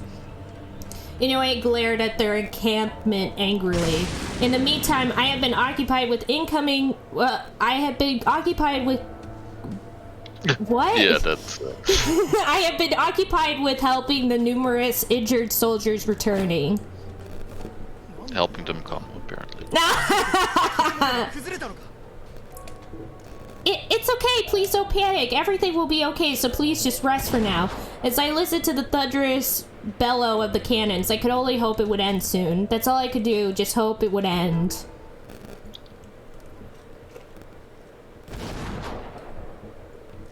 Each impact from the Satsuma cannon shook the ground beneath the magistrate. Ah! I was growing impatient, but my frustration grew since all I could do was cower. Being so powerless left me vexed, and I just wanted to curl into a ball and cry. Relatable. Then the campfire ceased, and the magistrate was eerily silent. I sat quietly uncertain of what was to come before I heard the gate open and some of our men returned. I couldn't contain myself to hear the news of the front. I ran out of my room. Oh. After seeing Hijikata and the rest of the men return safely, my legs felt wobbly from the relief, but their moods looked sour, and I was less hesitant to approach as I read their expressions more closely. Everyone was so silent, and the austerity of their arrival led me to believe things weren't well. Many of the warriors came back bandaged and filthy, and blood soldiers flooded the courtyard. Blood soldiers? Yeah, I don't know what that means. Just seeing their worn-ripped uniforms illustrated just how intense the fighting must have been. The translators really lost steam by Cosmos around, it seems. Yeah, I mean, they had so many different chapter 5s to check, they just couldn't be bothered, I guess. Yeah. The sun had begun to set, and the atmosphere around the magistrate had shifted from almost unanimous optimism to bleak frustration. However, there was no reprieve for us, as enemy cannon fire resumed once more in the evening. Waves of cannonballs hit us, one after the other, and the magistrate had caught a blaze. The Satsuma, to their credit, seemed to use the flames as a target, increasing the cannon fire. Hijikata quickly gathered the captives when news of the fire broke out. Quick, pick up the cannonballs, throw them back. You start chucking them. Yeet! This place won't hold for long. I spoke with the Aizu and they've ordered us to retreat. Retreat? Where the hell are we supposed to go from here? Kyoto Castle. We'll regroup there in the castle and use it as a headquarters to plan a counter. A castle located in the Kyoto domain. It is built at the confluence of the Kizu, Katsura, and Yuji rivers. The You Only Die Once castle. Yeah. Saito, gather the injured. Understood. Shinpachi, Harada, round up everyone who can still move. And secure an escape route. Right, leave that to us. We'll go fast. And again, just don't get it away. Get rid of any unnecessary weapons, munitions, or gold that we can't take with us. Just like eat them or something, I guess. I don't know. Yes, sir. Consider it done. Nom nom nom nom nom. Nom nom nom. Delicious gold. Nom nom. Yeah, what does he mean, get rid of? Yeah, I don't know what he means by that. Very strange. Everyone bowed once the orders were received, and Hijikata was looking to leave the room quickly. Also, how do you decide which ones you can't have? Yeah. Like, what? How do you know how much... whatever. It was difficult not to be intimidated by the tense atmosphere, however. I mustered enough courage to stop Hijikata. What? Yukimura? Is there something else? Who should I go with? Also, you're too close. Oh, right. Again, take her to Yolo Castle with you, will you? Very well, let's go now. Except, we know Gen gets McFrickin' killed. Gets killed. Yeah. Hijikata flew out of the room and everyone scurried to their respective stations. He can fly? Holy shit. Yeah. Oh, snap. Just news to me. It turns out that's like his ability and no one questions it. They're like, yep, there goes Hijikata again. And now let's go. He turns into a bird. Yeah. It would be so funny. It would be so funny if he did that all the time and like Cosma is still like, you're just a normal human being. It is like no mere human. And he just can freaking turn into a bird at will, but it's just considered normal even though he's the only guy who can do it. He's like, caw! And they're like, yep, there goes Hijikata, the normal human. Although I knew where I had to go, I didn't really have anyone to talk to about what was going on. What I wanted was to get rid of all these anxious, uncertain feelings, but I had no one with whom I could speak about said feelings. But considering all that was going on, I guess it made sense that there was no time to talk. The least I could do for now is to work hard and help Inoue, so I don't seem like a burden to anyone. Or this is what I had tried to tell myself as I silently followed behind Inoue. Okay, time to head out. Are you ready to leave? Oh wait, this reminds me. Yes. I forgot we gotta check this. I love that this guy is still just not on our list. This guy in the middle, we'll just never see him. He doesn't matter. We saw him that one time and that's it. He's like, we'll meet again. See, you can. Yeah, we can see the flower. I think it's actually impossible to get. Well, I guess we'll get 100% once we make the 2 choices in this route, and then we'll have 100% here. But yeah, so we got a lot of flowers in the background. We're doing pretty well. I mean, of course, we're on the route, so hopefully we're doing well. Yes, I'm fine. We were finishing getting rid of the weapons before we rushed out the Fushimi Magistrate. Many of the other warriors had already left, so we were some of the only ones who had remained. Just then, we heard cannons land. Shot Kondo again. Oh, for the 3rd time! He's like, my hip! We heard cannons land right next to where we were. And it's like, oh, Kondo, what are you doing here? You're supposed to be in a whole other location entirely. How do you keep getting shot over here? Damn, they ran out of ammo and just throwing the cannons now. Yeah. Yeah! The falling shot wave made me trip. Whoa, man. Yeah. These walls must be crumbling and the flames are growing in size. We must leave this place as soon as possible. Hurry, Yukimura! The city is surely filled with Satsuma Chosu soldiers, so perhaps we should use the force to avoid them. Okay! Inoue and I left the crumbling magistrate, quickly making our way to for Kyoto Castle.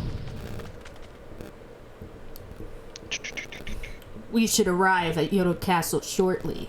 I know you may be tired from running all this way, but it's just a ways away. Hang in there. I'm fine. Just as the words left my mouth. Infinite stamina. I'm a demon. Yeah. Suddenly, you're actually slowing me down. Yeah. It's like we gotta keep up. You gotta keep up. Wait, that would be so funny if it's like we're running ahead and he's like, just a little further. I know this is hard for you, but you just gotta keep going. And we're like, okay. Maybe you should take a break. I'm fine. No.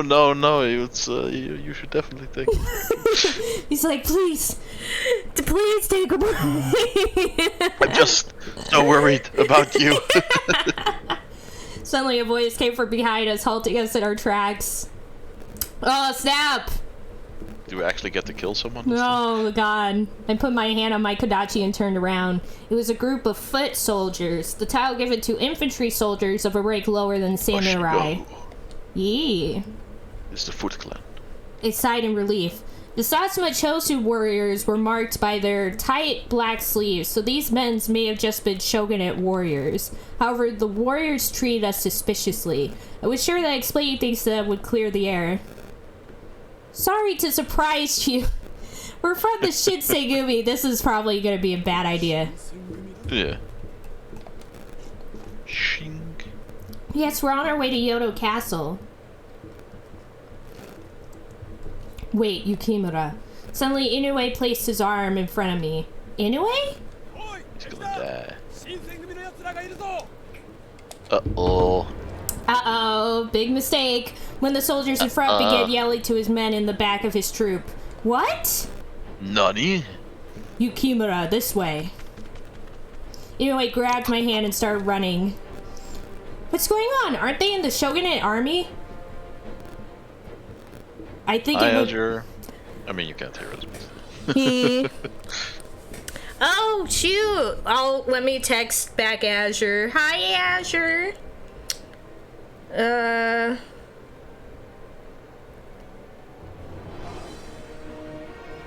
Good luck with work. I miss ya and love ya too. I'm doing great. How are you? There we go. I think it would be more accurate to say were. I still can't believe how many typos we've had in such a short span of time just in this chapter. Yeah. They really ran out of steam for Kazuma's route. You mean... As the tide of war began to slide in favor of the Satsuma Chosu, some men had decided to betray the shogunate, but how could they? Quite easily, apparently. Yeah. One of the foot soldiers jumped from behind a bush.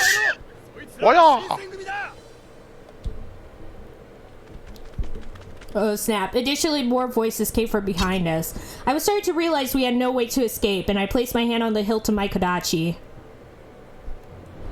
You Kibara, hide behind me, because you can never fight in this game, because we're in an ultimate game where the woman has to be helpless, even though she's a freaking demon!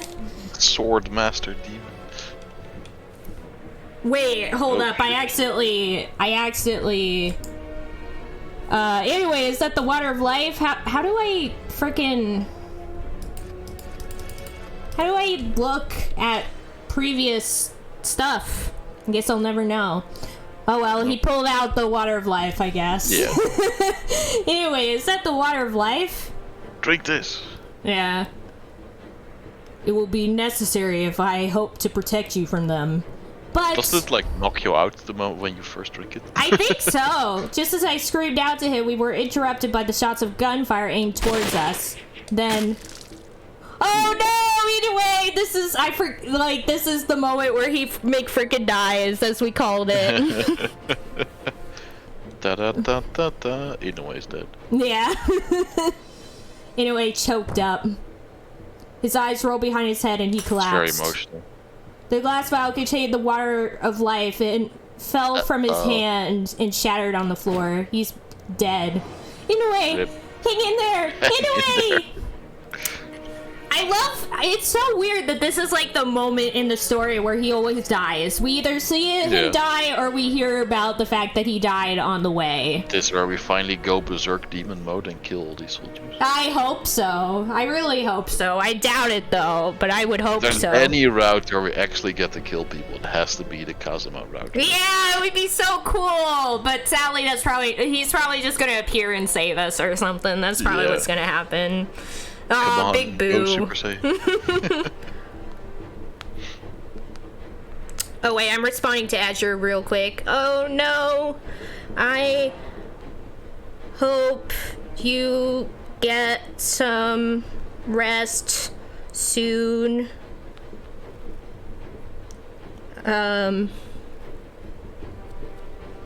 Make sure to take breaks and drink plenty of water when you can.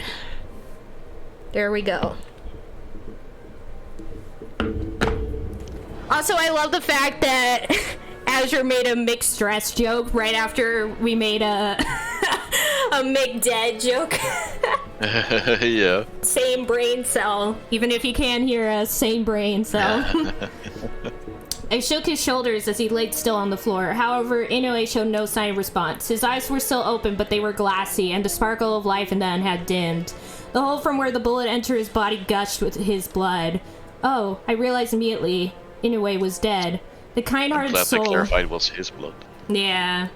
The kind-hearted soul, whom I deeply admired, had been murdered. Yeah, this is so sad, because Inoue is like one of the best characters in this game. But he always dies here. He has no chance of survival in like any of the routes. It's so sad.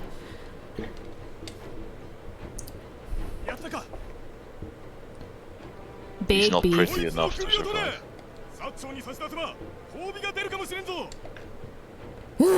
You guys are... I angrily unsheathed my kodachi, readying my feet to prepare myself to fight the soldiers. You betrayed the shogunate, didn't you?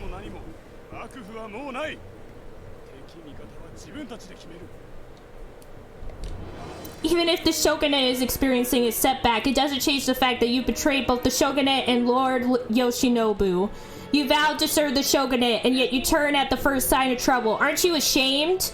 For someone like me who witnessed firsthand from the Shitsugumi what honor really meant, these warriors committed an unforgivable sin. However, honor didn't seem to be something these warriors thought highly of. Then a group of soldiers pointed all of their rifles in my direction. Then an agonizing pain seared through my whole body. However, thanks to the demon blood, yeah, like that's the end, flowing through my veins, all my wounds quickly healed. You thought would let you actually date Kazuma? Nope. Yeah.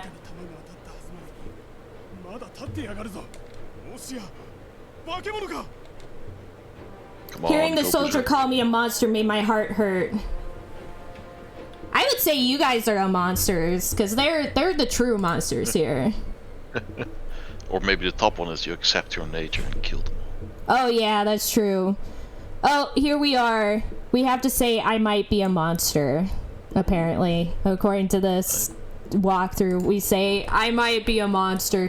Which makes sense considering Yukimura's character, to be honest. Yeah. A monster. What they said had some truth to it. Even if I was covered in bullet holes, I was still alive, and they saw my wounds heal unnaturally. Clearly, I was no ordinary human, however. Thanks to these monster powers, I may have been able to avenge Inoue. If it wasn't for... I gripped my kodachi tightly, getting into a ready position before charging at the gang of soldiers.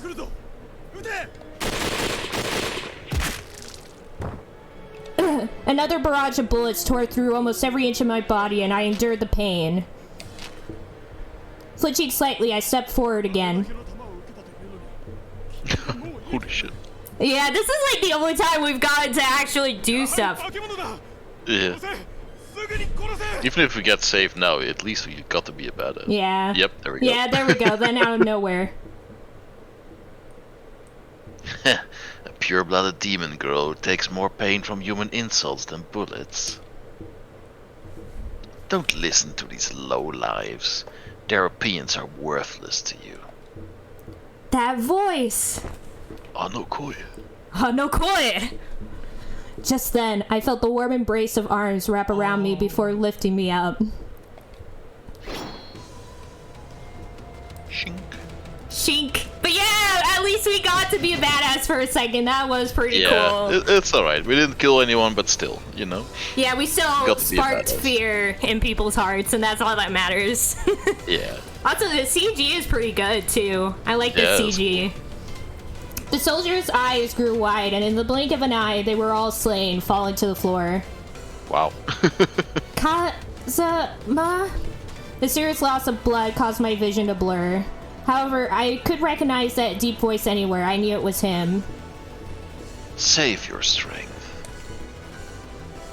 You may be a demon, but you took a battering back there.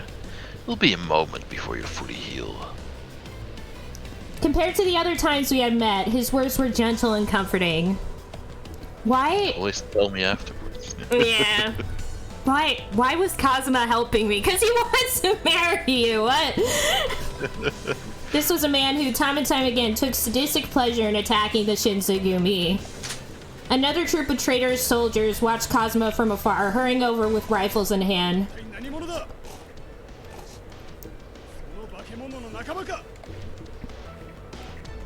So what if I am?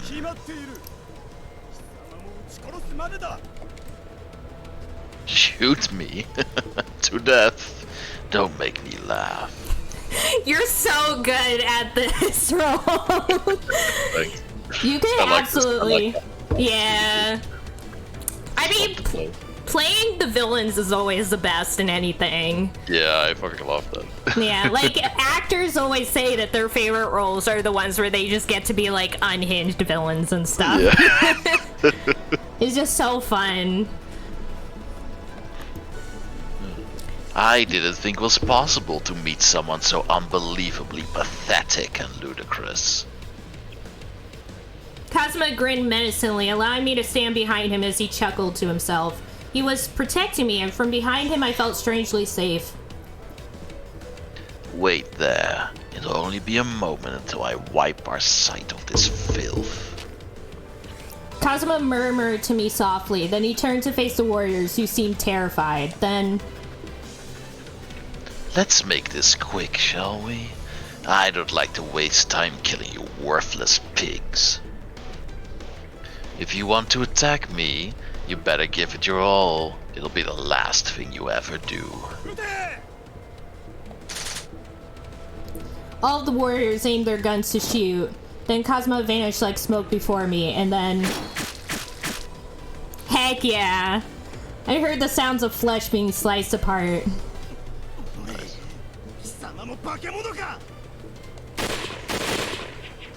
The sparks from the combusting gunpowder flashed in the darkness. Yet Kazuma dodged each bullet with ease, slaughtering the men easily with quick slashes. The soldiers barely had time to scream out in anguish as they met their gruesome ends. Damn. There was an elegance in Kazuma's madness, and as horrific as it was, I'd been entranced by it all. Slaughtering you bastards is child's play to me. You're not worth my time. Kazuma glared coldly at the pile of dismembered corpses on the floor, and he sheathed his sword. Then he turned to face me. Are you feeling any better? You should have healed enough to walk by now. Oh, thank you. But why did you help me? If you're still working with the Satsuma, then that makes us enemies. Well, he doesn't care about any of that. Like, even... Snap out of it. Yeah. Nobody cares anymore. Yeah, like, he doesn't care about that. Like, he only was doing that because he felt like it at the time. Like, he doesn't care what the humans are doing. He just joins whatever side he feels like best benefits him. He doesn't care beyond that. And the only thing he truly cares about here is marrying Chizuru at some point, and that's all he cares And about. making lots of sweet, sweet demon babies. Yep, exactly. He's like, you're a freaking idiot. Kazuma averted his gaze coolly, staying silent. Just then a whirlwind whipped around us. And out of the shadows, I heard the rustle in the bushes, a figure emerging from the darkness. Oh, it's our brother! He's in this route! It's our brother! He's alive! He's here! I forgot that he's in this route! Hello, dear brother. Oh, I'm so glad you're alive, Chizuru. Oh, wait. He has his voice. Oh, yeah. Oh, he's acting like he cares so much, when in reality he's like, I want to freaking rip all your toenails off. Ugh. What? Who is approaching us? How did they know my name? The voice sounded somewhat familiar.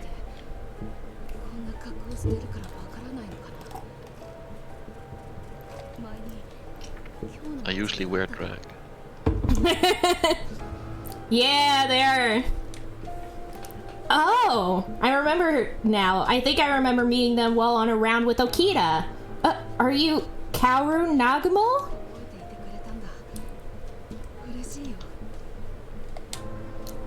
But you look...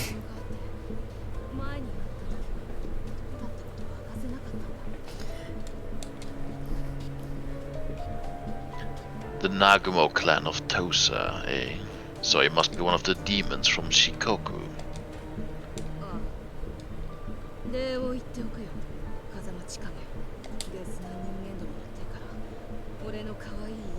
Bum bum. Bum bum bum! Little sister? Kaoru, however, ignored my question. Also, I think it's really hilarious that, like, we're twins. Well, not hilarious, I should say, like, thematically appropriate that we're twins, and I had to disguise myself as a man, and Kaoru had to disguise himself as a woman. Interessante. It's really funny.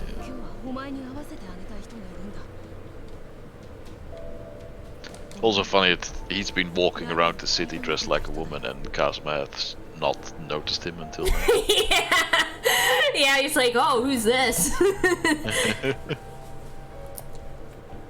Haru turned to face the forest behind him. I squinted to get a better look, and I saw a shadow emerge from the darkness. It was... Oh my goodness, who do you think it is? Is it that? Do I finally get to use this terrible voice again? Yes, the person! Oh no, the voice. It has been some time, Chizuru. How have you been, my child? I love it. I love it. Hold up. We gotta go into settings real quick. Toggle voices, character setting. Where is he? It's a dramatic moment, and I give him like the silliest voice possible. Yeah. So where is he?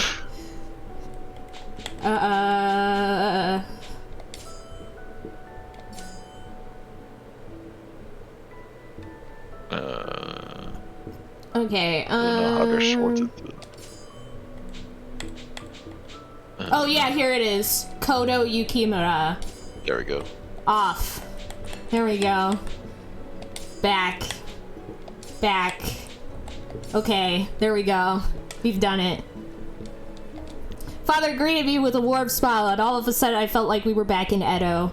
If I was unaware of all that he had been accused of by the Shitsugumi, then I may have possibly welcomed him with a tight hug.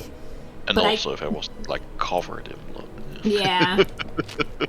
But instead, I took a step back as he came closer. Chizuru, what's the matter? Father, honestly, I didn't want to ask him this. More than anything, I just wanted to take solace in the fact that we were seeing each other after over 4 years. Tell me, is it true that you were performing research that turned humans into monsters with the Shinsengumi? How could you do such a thing? Didn't you become a doctor because you wanted to save people's lives? I mean, technically he did, but... I hate that he does that. He's like... Oh, did you hear how he said it there? I hate that. I hate it. Terrible, man. Yeah. Our brother sucks. I mean, I understand he had a terrible childhood compared to us, but still. Doesn't excuse behaving like a slime ball. Yeah. I'm your little sister?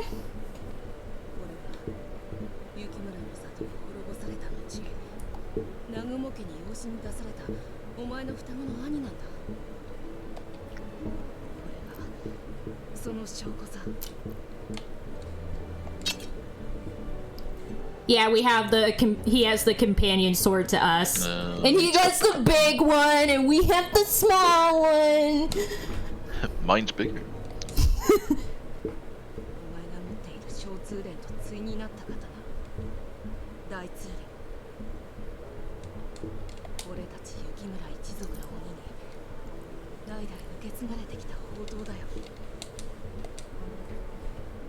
Father, is what Kaoru's saying true?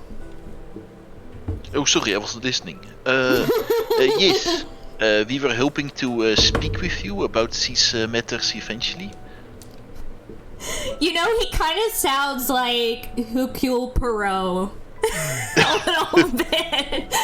I don't know who that is, but... from the Poirot, like the detective Agatha Christie, I should say. Oh, okay. Yeah, the famous detective from her, like one of her famous detectives. Oh, right. When Sen had visited the Shitsugumi a long time ago, she told me that I possessed the blood of a demon. Like, it always, like, hits me, the fact that the game occurs over, like, 4 years, but it doesn't feel that way. Like, so much is, like, time skipped over the course of the playthrough that you're like, wait, 4 years has gone by? What? Yeah, nobody ages at all, anyway. Yeah. It hasn't quite sunk in yet that I had a twin brother who was standing right in front of me. Father... Tell me one thing. Do we really come from a demon clan? Father smiled kindly. Like, no, you're a totally normal human being. Yeah, it's like, oh, okay, thank you. Bullet holes. I don't blame you for not realizing right away. But yes, that is correct. You are the heir to the Yukimura legacy, meaning that you are destined to lead our clan to greatness. Finally, you have come to accept it. Nothing could make me happier. Questions that I had had about myself for years were finally receiving answers. When I was a child, I realized that I was a little different to other kids. All the things Sen and Kazuma told me before, they were coming together at once, and I am a demon. I am an Oni. So, the hell are you creating those fakes for? Look at his face here. Yeah, scary. Kono's face is like, I can't get over it right now. He's all like... This kind of looks like he's over everything. Like yeah. What you're doing is disgraceful. You're sullying the nobility of our demon heritage. What? The fuck? I don't remember any of this. Restore the Yukimura clan. With the help of the Nagumi clan, I finally perfected the water of life. With this, we can overthrow the shogunate and take credit for its success. If that were to happen, then the powers that be in this country could no longer control us.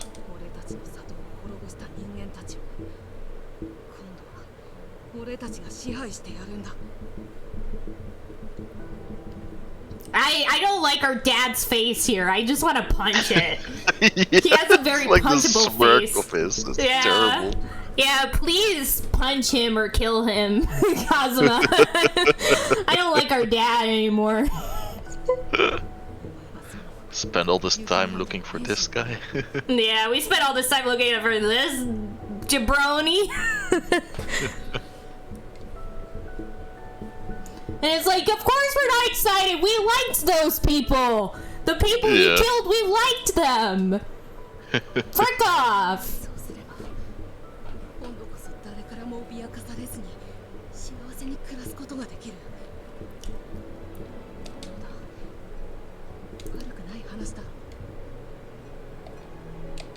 There was so much to take in, and I was speechless from everything Kaoru and Father had said. How could they be serious? Did they really think the Water of Light could defeat the Shogunate and restore our clan? All those lives sacrificed. For what? For this? This sickens me. I'm so glad. High five. High five, Kazuma. We agree on something. You normally say some pretty dumb stuff, but this time I agree with you. High five. You want credit for overthrowing the shogunate. All you're doing is interrupting the petty squabble of human affairs. Such an endeavor is beneath us demons.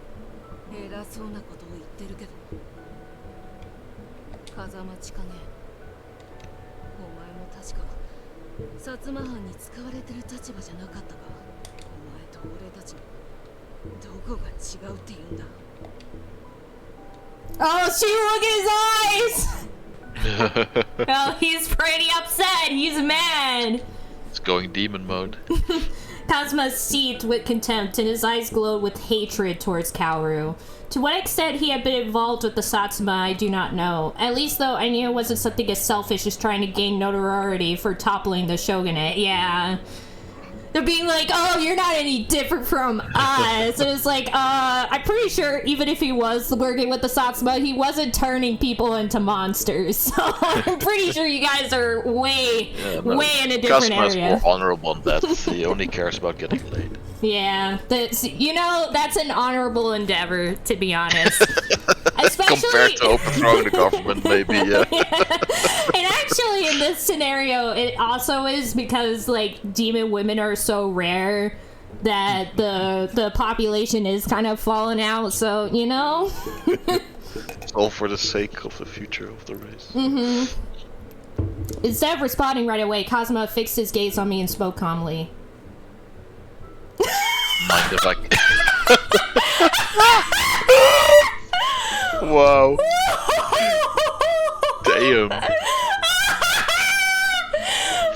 my god. Hey, just wondering, do you mind if I kill your family? I love him. Just asking permission to kill your family. It's amazing. I love him so much. mind if I kill all of them right here and now? Oh my god! Oh my gosh, Cosmo.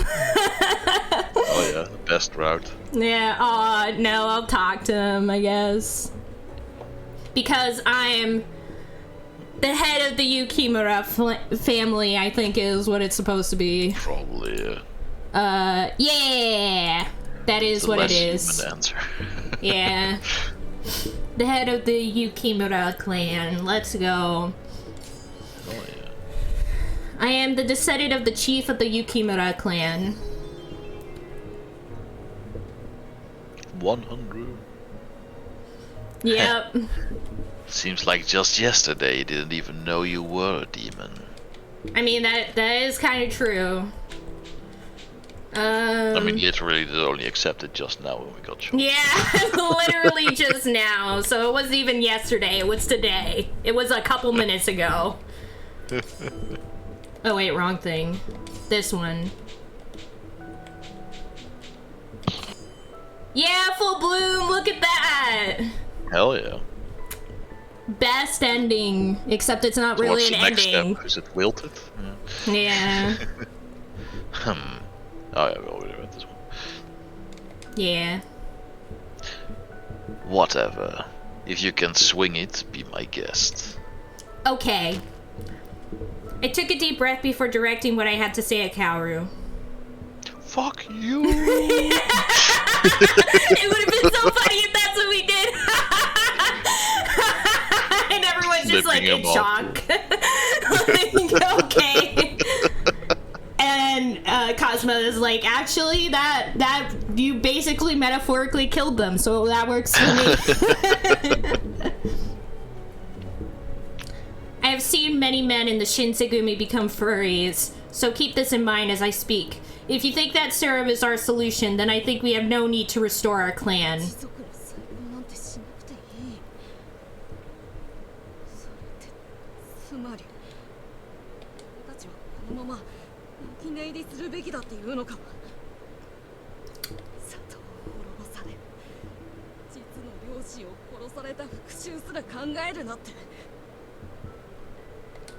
Well...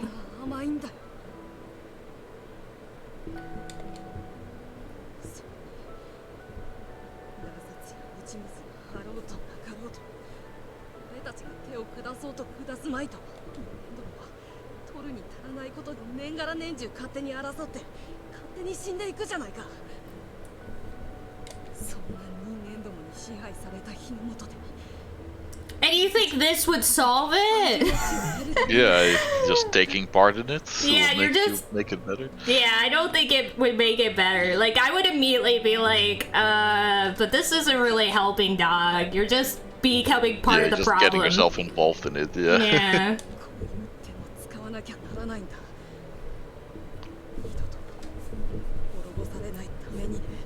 Chizuru needs to be a better debater. That's what this is all teaching. Needs to become a master debater. Yeah. Because I would not stand for this. I would not stand for... I would be like, nah, you're wrong, and here's your 59 reasons why you're wrong. Wrong. Yep. This is going nowhere, but it's to be expected. Shink. Yeah! With an air of a composure, Cosmo unsheathed his blade and stood in front of me. I believe killing another demon is punishable by act that makes the offender a stray demon, if I'm not mistaken. Stray dogs? Bungo stray dogs? Yeah. A demon who broke the code and has been exiled. However, the crime of creating fake demons to me makes you even lower than that. Besides, as a demon lord, it is my duty to crush those who have strayed from the path of righteousness. I see. However, it's a little unfair to expect me to cross swords with the demon lord. Father put 2 fingers to his lips, whistling loudly. Then... What? Oh, Sal, tons of people coming out. What the? Pairs of red eyes flashed in the nearby darkness. This can't be. Oh. An army of demons. What appeared were white-haired, red-eyed... Oh, furries! They made an army of furries. I love the silly hats! It's so dumb! Yeah, he gave them all party hats because he was hoping for a happy reunion, so... Yeah, he was like, oh, I prepared like a whole cake and everything because I thought we would have a happy family reunion, be all happy with each other, but now I just gotta fight you guys, but they get to keep the hats. It wasn't only one or two of them either. Out of nowhere, almost 24 furries had appeared in front of us. Huh. You sure been busy creating all these furries, haven't you? Kyoto, I could murder you over 1,000 times and still wouldn't be enough for me. Cosma is the greatest. The human world is about to welcome a new era. I hate Kyoto so much. We demons need to rid ourselves of these archaic customs and adapt to survive. Furries kill dead men and feast on his blood. I love that we're having this and I'm just like standing here, like T-posing in the background. Father whistled once more, and the furries had gathered around both Cosma and I, and we could see their bloodthirsty eyes pick us apart. Oh. The amount of times in the span of, like, 3 seconds we've just said, like, oh. Oh. You think you can kill me and feast on my blood? What a joke. You can't make me bleed my own blood. Do any of you pathetic weaklings really think you can stand a chance against me? Cosmo's stored force, slashing with grace at every fury that stood on his path. However, striking anywhere other than a vital organ on a fury meant they could still heal. Furthermore, these furies looked to be a huge improvement over the furies of the Shitsugumi. Just as this thought came to mind...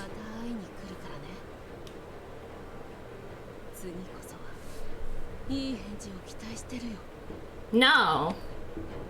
No. Like, if it were me, I would be like, you guys could never change my mind on this. The answer is no. Yeah. Goodbye. I hope to never see you again. I disowned myself. Yeah, I disowned myself from you guys. Goodbye. I tried running after them, but before I could even get close to them, Father and Kaoru vanished like smoke. Ugh, I lost them, huh?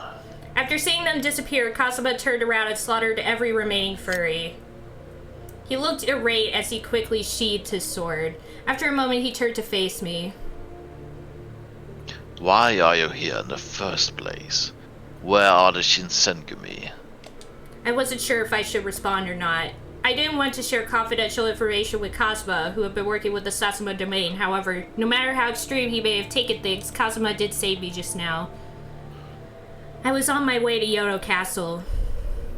Got it. So, they abandoned the Fushimi magistrates, so they hide their asses at Kyoto Castle. Those pitiful dogs wouldn't stop barking about protecting you. Why are you here alone? My heart felt heavy as the memory of Inoue's death came back to the forefront of my mind. I couldn't get myself to put it into words. Perhaps my silence told him everything he needed to hear. Cosmo slowly turned away. How ironic. It's like rain on your wedding day. Turns out the only one capable of keeping you safe when you need it the most was me, not them. Well, because we're on your route, so... Yeah. Kazuma's words were strangely playful, and he smiled smugly to me without any real malice. Although my doubts about Kazuma's character hadn't necessarily faded completely, it was true. He kept me safe. What do you plan to do now? I will head to Kyoto Castle. I must rejoin the other warriors as soon as possible. Rejoin the Shinsengumi? Don't do that.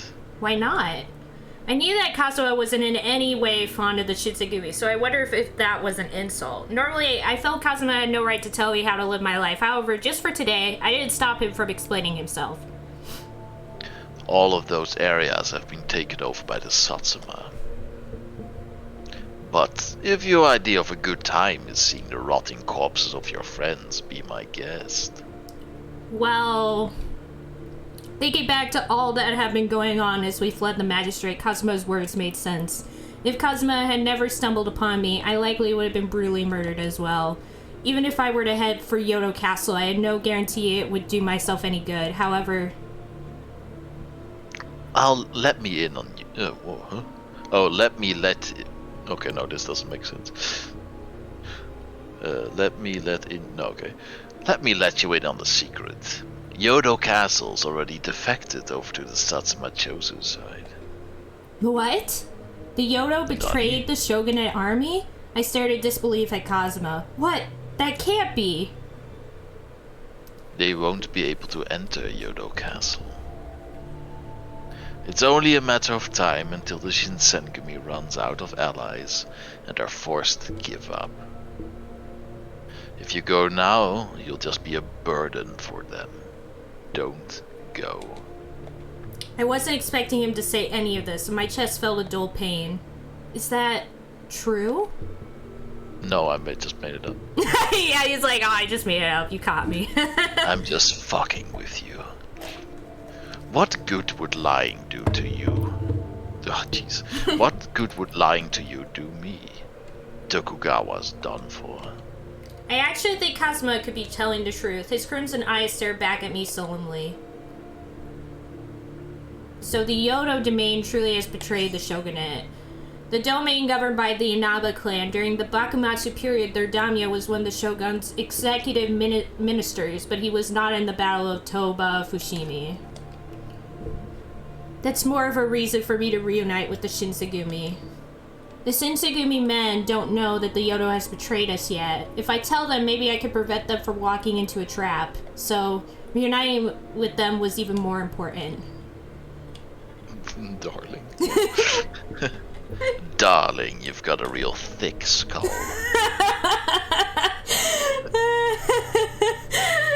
Oh, darling. Darling. I hope he continues this. Kazuma turned away from me and started walking towards the darkness. I watched become engulfed by the thick trees. They really did not try with this route. Oh, there was not this much in Okita's route. I need to preface that the Okita's route was pretty fine. But this route has been, every other line has had grammatical errors. I wasn't sure if I should follow him or not. Should I run or...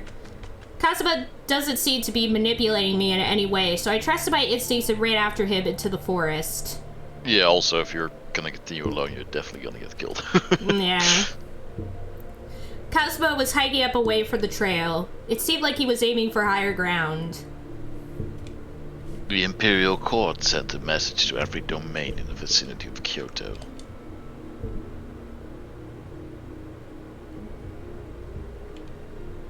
It said, the Satsuma Chosu bear the gold brocade flag. Join us today. The gold brocade flag? Or brocade? Gold brocade? Yeah. Maybe? The gold brocade flag? This is a designation reserved for the Imperial Army, meaning anyone opposed to them is a traitor. The army of the Imperial Estate, and by extension the Emperor, was used to refer to armed forces loyal to the Meiji government. And that means... The Imperial Army has validated the Satsuma Chosu's assumption of power. Wait a minute. Aren't the Chosu considered enemies to the Emperor because of the Hamaguri Rebellion?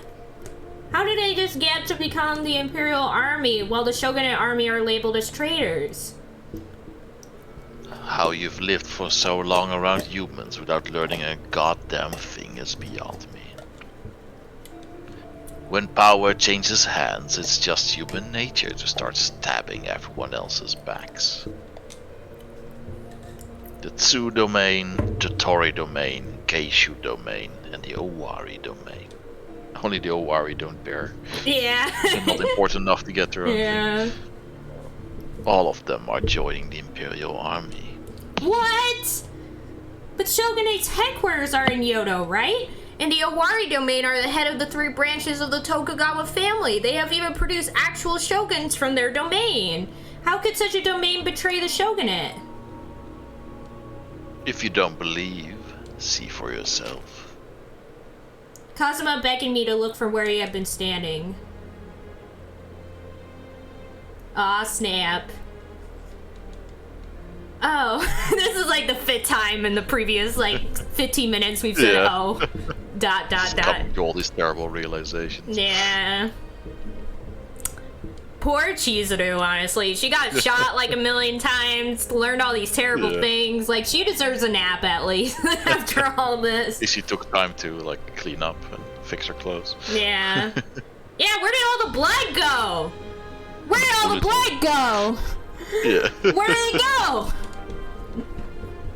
From our view all the way up in the forest, we watched as Kyoto was engulfed in flames. Cannons were firing into the shogunate's buildings, and deathly cries echoed down there. The ones leading the attack were... Oh no. Is that the Kyoto domain? It wasn't like I didn't believe what Kazuma was saying. It was more like, I wish he actually was lying to me. I would have been happier that way. I watched what the truth looked like below me, and it was tough to swallow. Like it or not, this war's been decided, and it's the Satsuma Chosu who've won it all. When things fall apart like this, no matter how much you or your friends fight, it won't change. How did this happen? Lord Yoshinobu complied to their demands and restored power to the Emperor. You're so naive. Do you really think someone like him would just willingly give up all of his power like that? Huh? The Imperial Restoration was just a political lip service so the Shogunate could keep the status quo. No way they would let the Kuge or anyone or an opposition daimyo govern all of a sudden. The term used to refer to daimyo that submitted to the Tokugawa shogunate after the Battle of Sekigahara, and as such were often kept at arm's length by the shogunate. I'm sure they thought that they'd all come and beg the shogunate to rule. Or that's what Yoshinobu hoped. The Satsuma were just 2 steps behind. Regardless, as long as Satsuma Chosu have the Imperial Court on their side, they can do whatever the hell they want. In the end, all that matters is who controls the Imperial Court. That's the way this country works. Or any country for that matter. Yeah. The shogunate should have worked harder to put more of their people in the Imperial Court. They had deep trust from Emperor Komei and Lord Katamori Matsudaira, the name associated with the late emperor. I didn't know too much about politics or history, but as the Chosu who attacked the Imperial Palace were distinguished as the Imperial Army, and the shogunate, including the Shitsugumi, were labeled as traitors, I just couldn't believe it. Look, you and I are demons. Everything here, including the Shinsengumi, is a footnote, really. I felt so powerless as Kazuma told me all of this. No matter how much I believed the Imperial Court was unfair, it wouldn't change anything. I knew this to be the case, but I held on to a sliver of hope. But it's still not over yet. Maybe I'd wanted Kazuma to acknowledge that there could still be a chance for the Shinsengumi. I didn't fully trust Kazuma yet, but I trusted him enough to think that he respected me enough to be truthful with me. We still have soldiers at Osaka Castle. If we return to Edo, there being no more... Do I have to spell it out for you? They're done. Who in their right mind would willingly join a losing side? Face it, it's over. Well, to be like the underdogs. It would be cool to have an underdog victory. That's why I would join. I'd be like, that would be cool. But I'd wanted to offer one more rebuttal, but a sudden loud roar came from the city. Kazuma also picked up on the noise below, and it almost sounded like celebration. Looks like they broke out the gold brocade flag. Now it really is official. Do you believe me now?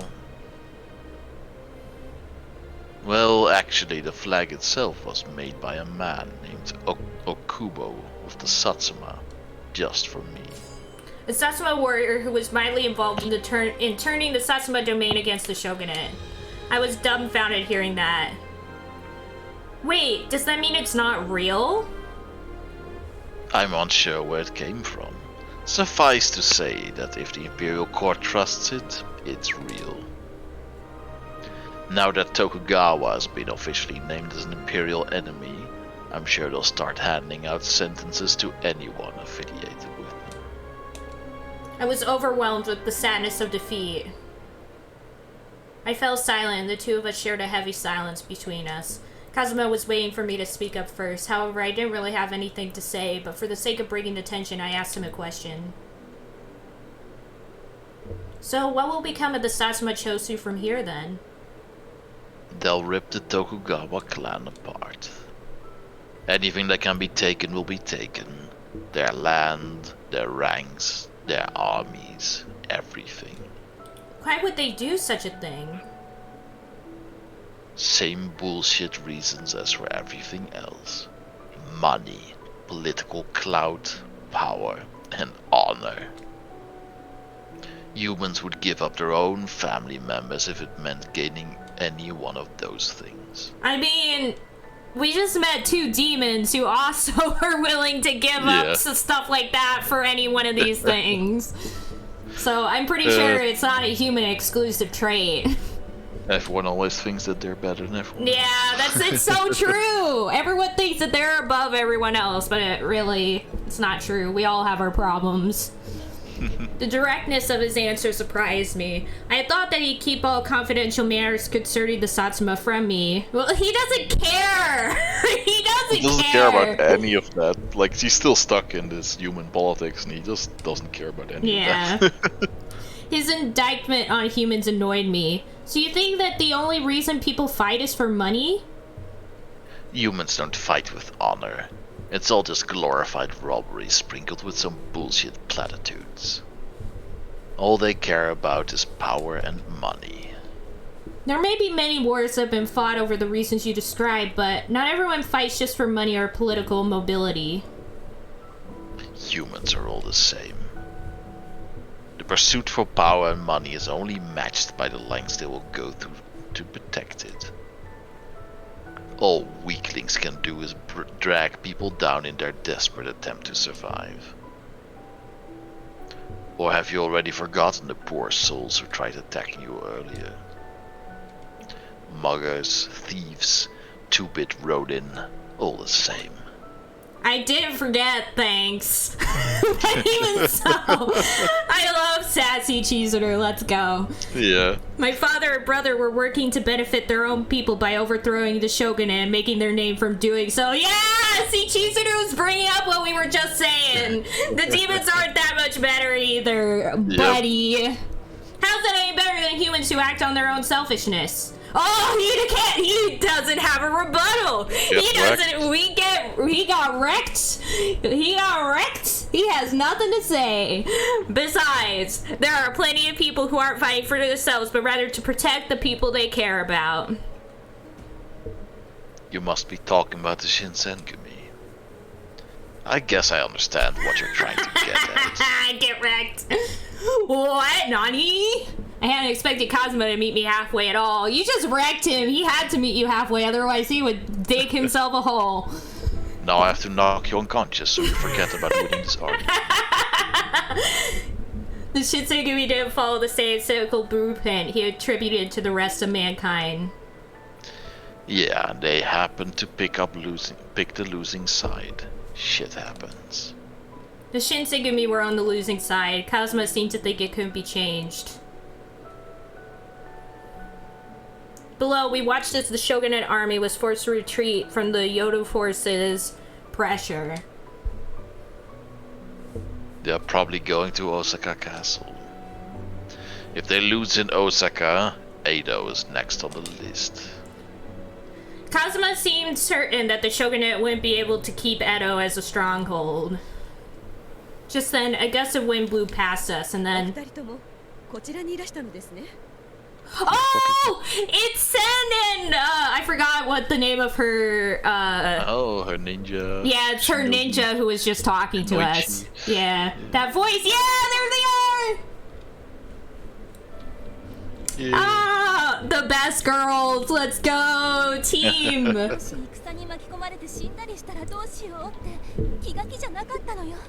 See, this would have been the perfect moment where you could have swerved into the lesbian route instead and be like, forget you, Kazuma. If only. Sen! Maybe one day they'll patch it. Yeah. It's been years. They've had plenty of time to patch it in and they never have. Dang, see. There might be a fan patch, but just Oh, there probably is. Like a fan mod that you can get where you get to date her. That would be awesome. I should look that up. Yeah. I should look that up, honestly, so that if it does exist, we can play it. I would be into it. Sen, Kimigiku, what are you doing here?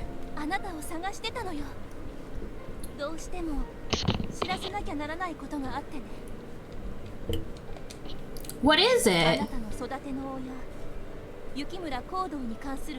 Are we gonna beat him up? He's been spotted here recently, so you might still be able to find him. Yeah! Squat it up! Let's go! She's like, but I need... Like, she's getting swept up into this, and she's like, but I need to find the Shinseku. And we're like, okay, come on, let's go! And we just leave. You may want to sit down for this, but we found out your father has been working to create demons. No, he's been working to create furries! Yeah. He's been making the fursuits and everything. You have a brother, he's still alive. Yeah, and it's like, oh, we know all of this already, it's okay. Yeah, we know. I already disowned him. Yeah. He's dead.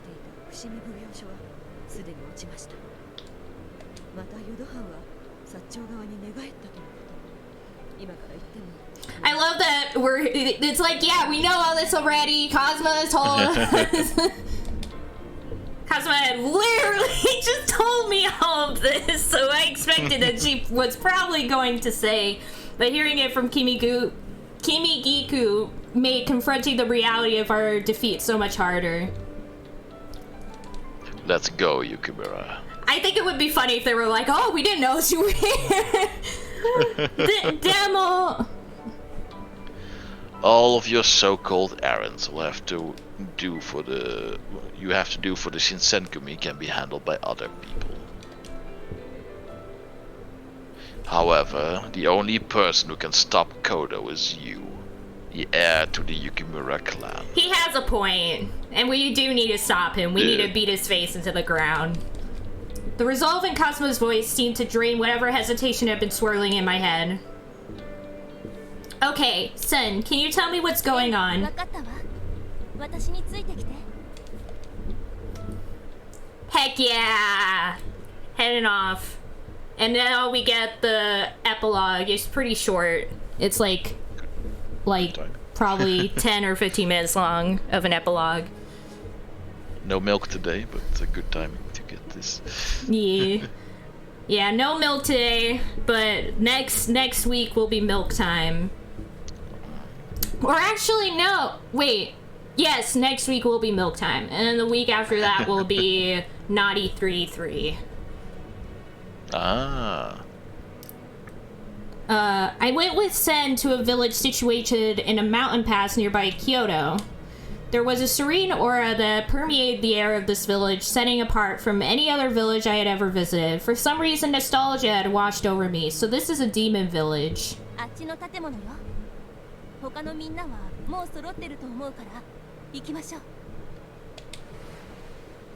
I thought for a second that she said, this is a building, and I was like, oh, thanks, Sen. No shit. Sen took me into an ornate building in the very back of the village. As I stepped inside,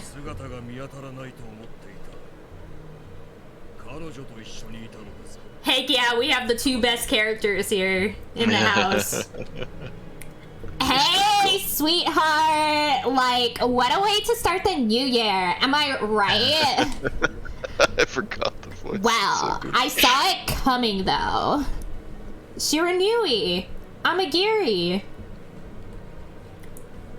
in a good mood, aren't we, Shiranui? Well, like, for the Chosu, this war has been, like, everything we wished for, and then some. Kinda sucks that they needed the Satsuma to help them out, though. So, a senseless conflict fought over absolutely nothing is something they wished for. Well, maybe the humans are dealing with more than we think. They have priorities other than defending their clans, unlike the demons. You'll start to sound like one of them. おしゃべりはその辺にしておいて。そろそろ始めるわよ。もしかしたらあなたには辛い話になるかもしれないけど。Fear not. I think she's a little tougher than you give her credit for. For She took once! like 30 shots. Yeah. Yeah. I think he's like one of the only guys who actually is like, yeah, Chizuru is pretty strong. Give her some credit. Yeah. Which is kind of weird coming from this guy. Yeah. Last man I would expect to say it, but he says it. Yep. She and I just battled Kyoto, the head of the Nagumo clan, and their pathetic band of furries. Heck yeah! 東堂さんや南雲薫と。それならもうある程度の事情は分かってるってことかしら。はい。あなたたちが知っての通り、東堂さんは南雲薫の協力を得て、西国で落ち水の実験を続けていたような。今回の戦で功を立て、討幕の功労者となり、雪村の里を再興することが目的らしいわ。けれど、羅刹を生かすためには多くの血を必要とする。Yeah, that's pretty fricked up. 彼らが目指している場所は。Next site of war, Edo, is that right? その通り。Okay, I think we've heard enough. We're going to head there immediately and wipe out every single one of those goddamn furries. He's like, gotta make sure there's not a single fursuit left intact. Kazuma shot up proudly, glancing towards the exit to leave the room. Please wait! Yamatekadasai! I stood up. I'll go with you. With me? Are you serious? Or does the fact that I've kicked your friends' asses over and over again does not matter anymore? Well, true, Kazuma seemed to have loved antagonizing the Shinsegumi, but even so, there was a peculiar way he made me feel as we spent time together the past few days. He may not necessarily understand much about the human world, but I'm learning to see Kazuma as someone who holds his principles to a higher standard than others. Please, let me go with you. In the past, you have been an enemy of the Shinsegumi, but even I can agree that the furries and the Water of Life need to be destroyed. Yeah, we're basically on the same side now, so it shouldn't really matter. If Father and his army of furies were eventually going to cross swords with the Shinsegumi, then it was obvious that serious blood would be shed, and the thought of losing my friends like I did Inoue was something I couldn't handle. Chizuru, she says, because for some reason they didn't voice it. Sen seemed surprised to see me behave this way to Kazuma, and she looked at me with wide eyes. The reason why I said it's weird is because in the mobile version of the game, which is the version I played, if you picked Chizuru, like you picked the default name, the voice, there actually was two types of voice lines. There was the voice lines that you had for if you picked any other name besides Chizuru, but they also had voice lines for if you picked Chizuru, they would actually say Chizuru when they talked. I forgot that you get pick your voice, so that's why I was, Yeah. That explains why this one is unvoiced, but indeed. Yeah, but it's so weird because in this, like, it doesn't matter if you pick the default the default name. They still don't voice it, which is weird because Yeah, in the mobile version, they do voice it if you pick Chizuru. They'll actually say Chizuru. It's very weird. They cut a few corners on this one. Yeah. I can't believe the mobile version is like the best version of this game. Well, not really, because the extra routes aren't in the mobile version. But the mobile version also has, like, first of all, the mobile version is the entire game. So when you buy it, you get the entire game. Yeah. But also, the mobile version has, like, side stories that you can unlock that this version does not have. So it's like, in the end, I feel like the mobile version is the definitive version for me so far. Sen seemed surprised to see me behave this way to Kazuma. She looked at me with wide eyes, but eventually...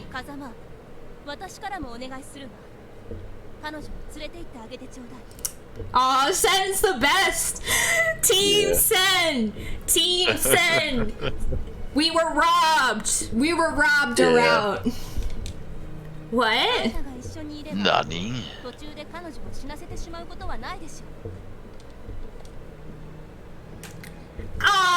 Like, come on, princess. Are you serious? It's like throwing a bunny into a lion's den.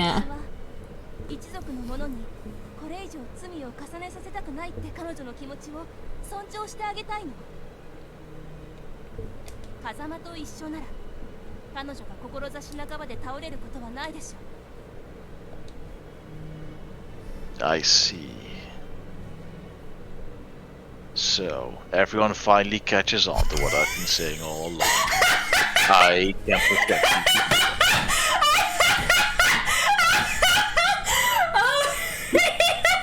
Like, that's like the important part that he takes from all of that. Yeah. Not like God. that she can stand up for herself, or like... Or that she has a strong will, or that she cares about her clan now, or that she cares about her friends. It's the fact I'm the strong one here, and I could protect her, and she could be my wife. my wife. My wife. My wife. Oh my gosh, Kazuma is such a great character.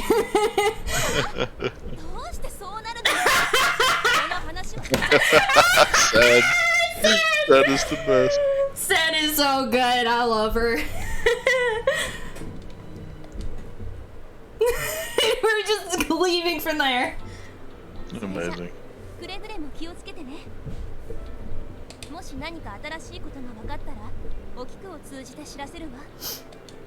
Right. Thank you so much, Sen.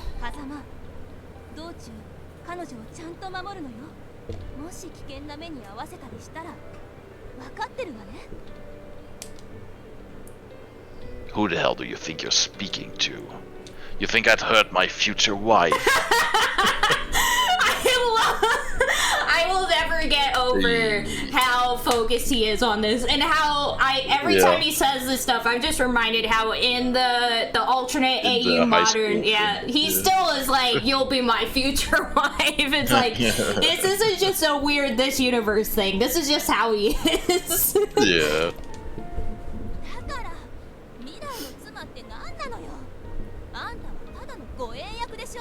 She's like, I want to marry her. We're getting married.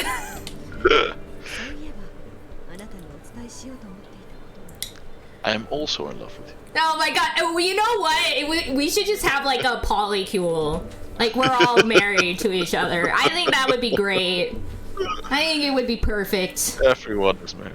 Yeah, it's the squad. It would be perfect. I'm just saying. Huh? Like, even Kazuma and Sen have some belligerent sexual tension going on there. It would work. It would work. It kinda does. Yeah. Afterwards, Kazuma and I found ourselves alone at Osaka Bay. A gigantic ship as big as a whale sat in the dock. According to what Kimigiku had said to me, the ship belonged to the men of the Shinsengumi. To think that they were driven from Kyoto, where they lived for almost 5 years now. I wonder how all of them are doing right now. My heart clenched heavily in my chest as I realized how much I missed them. I bet the road ahead for them is going to be a long and bloody one. and it's inevitable that some of them will die, if not flee at the first sign of danger. However, yours is no longer their path. All that you can do now is hope that whatever bad news gets to you in time. Okay, weird sentence. Yeah. You ready for that? Yeah. I made up my mind a long time. Well, I made up my mind yesterday, and I guess that was a long time ago. If the Shinsengumi kept the resolve to fight, even as things seemed bleak, then I needed to keep mine too. I must complete my mission. I must defeat my father and brother. I guess in my own way, it was like I was still helping the Shinsengumi from afar. Let's get going. Time is wasting. Okay. Hi! Hi. You okay? I glanced once more to take one last look at the black ship as it began to sail away. Then I quickly followed... Away. Yeah. And I quickly followed behind Kazuma.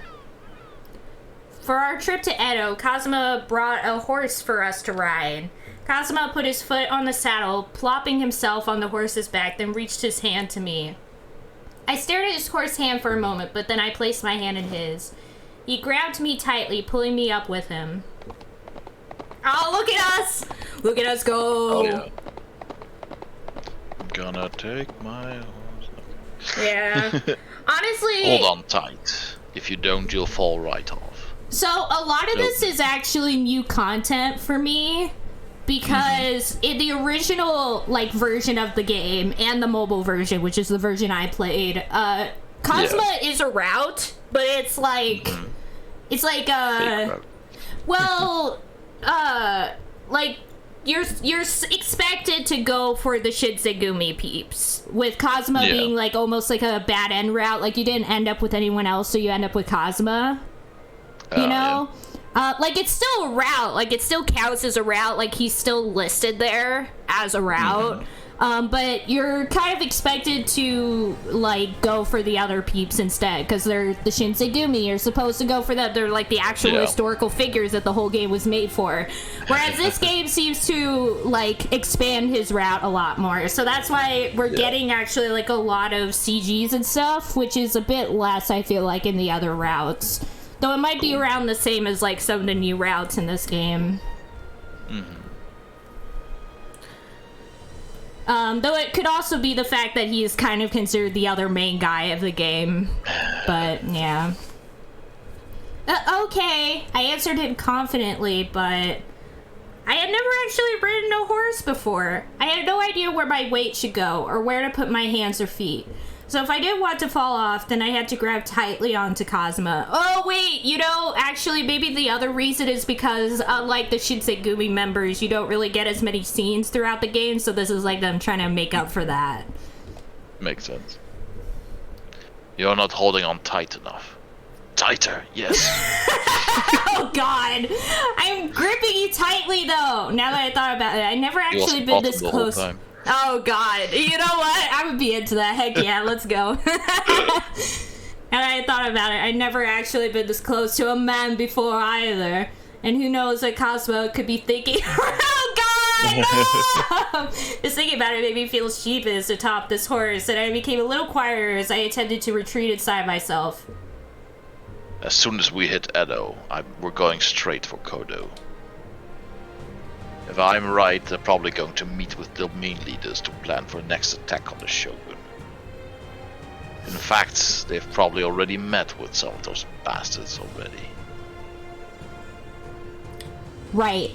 In order to rebuild the Yukimura village, Father and Kaoru said they needed to gain power by helping to overthrow the shogunate. In order to gain power, however, Kazuma said great sacrifices needed to be made, so I must do whatever I can to stop them.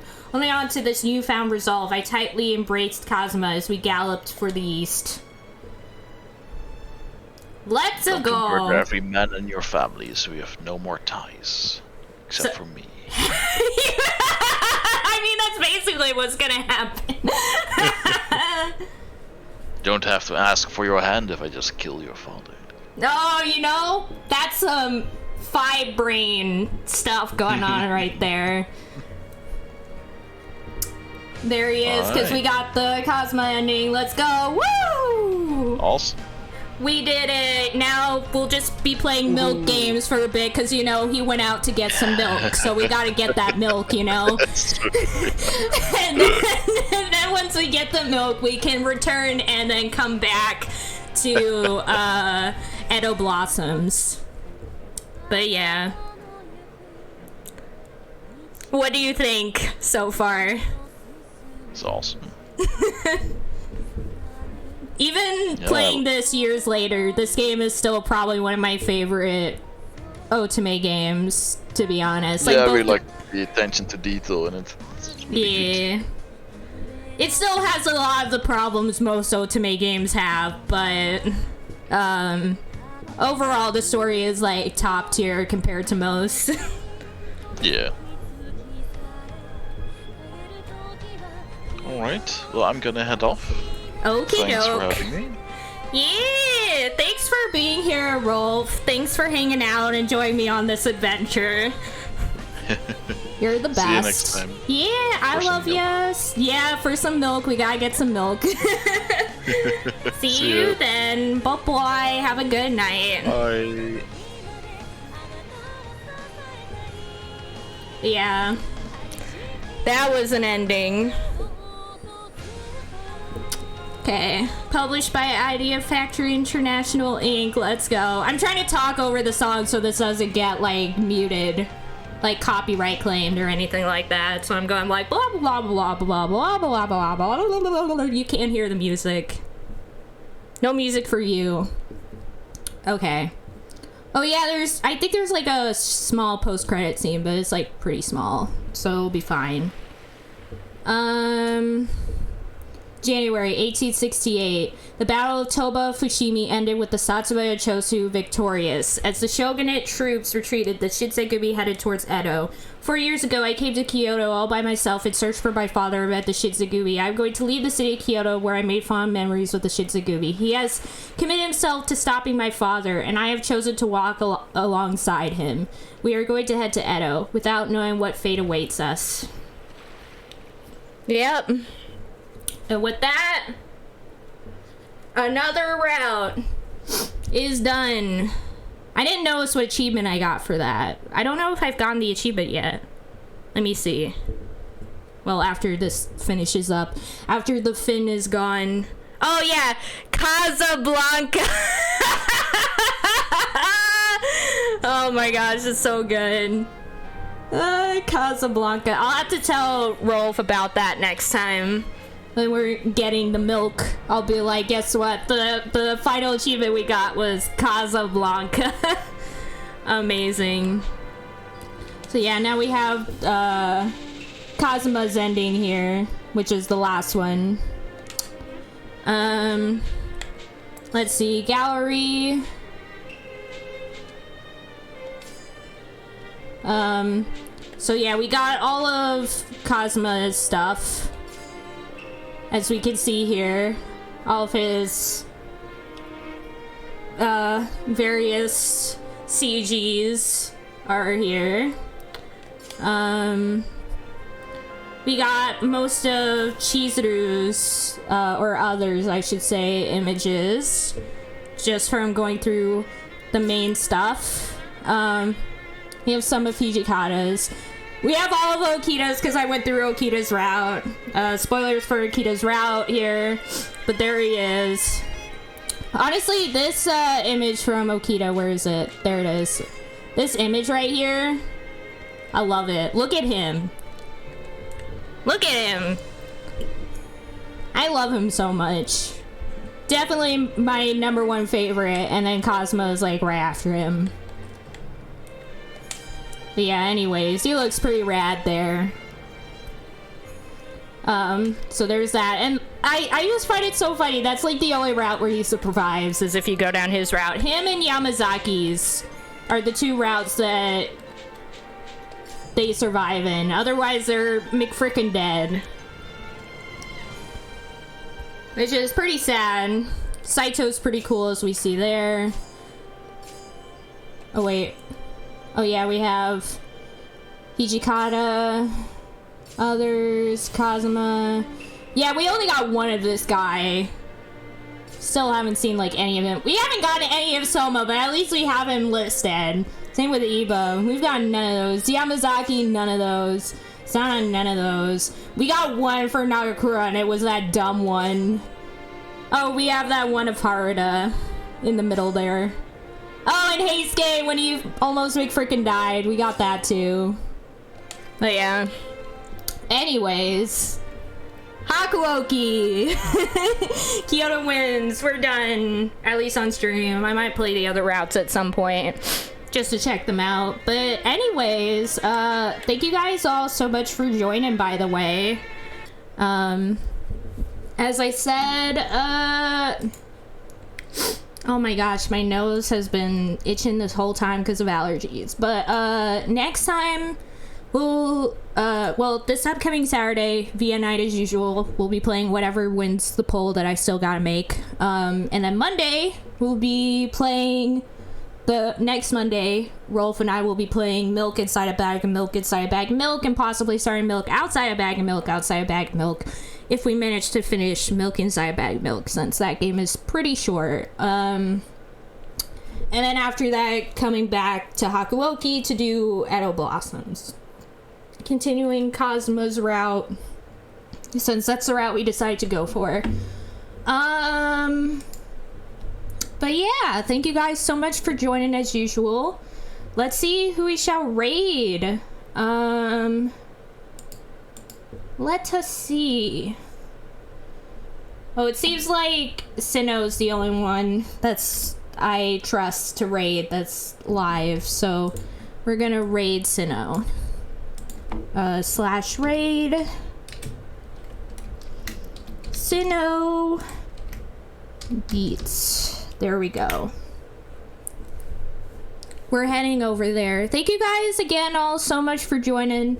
I love each and every one of you so much. Thank you guys for hanging out and joining the stream. Y'all are the bestest beings. I'll see you guys all next time. I love you all very much. Bye-bye.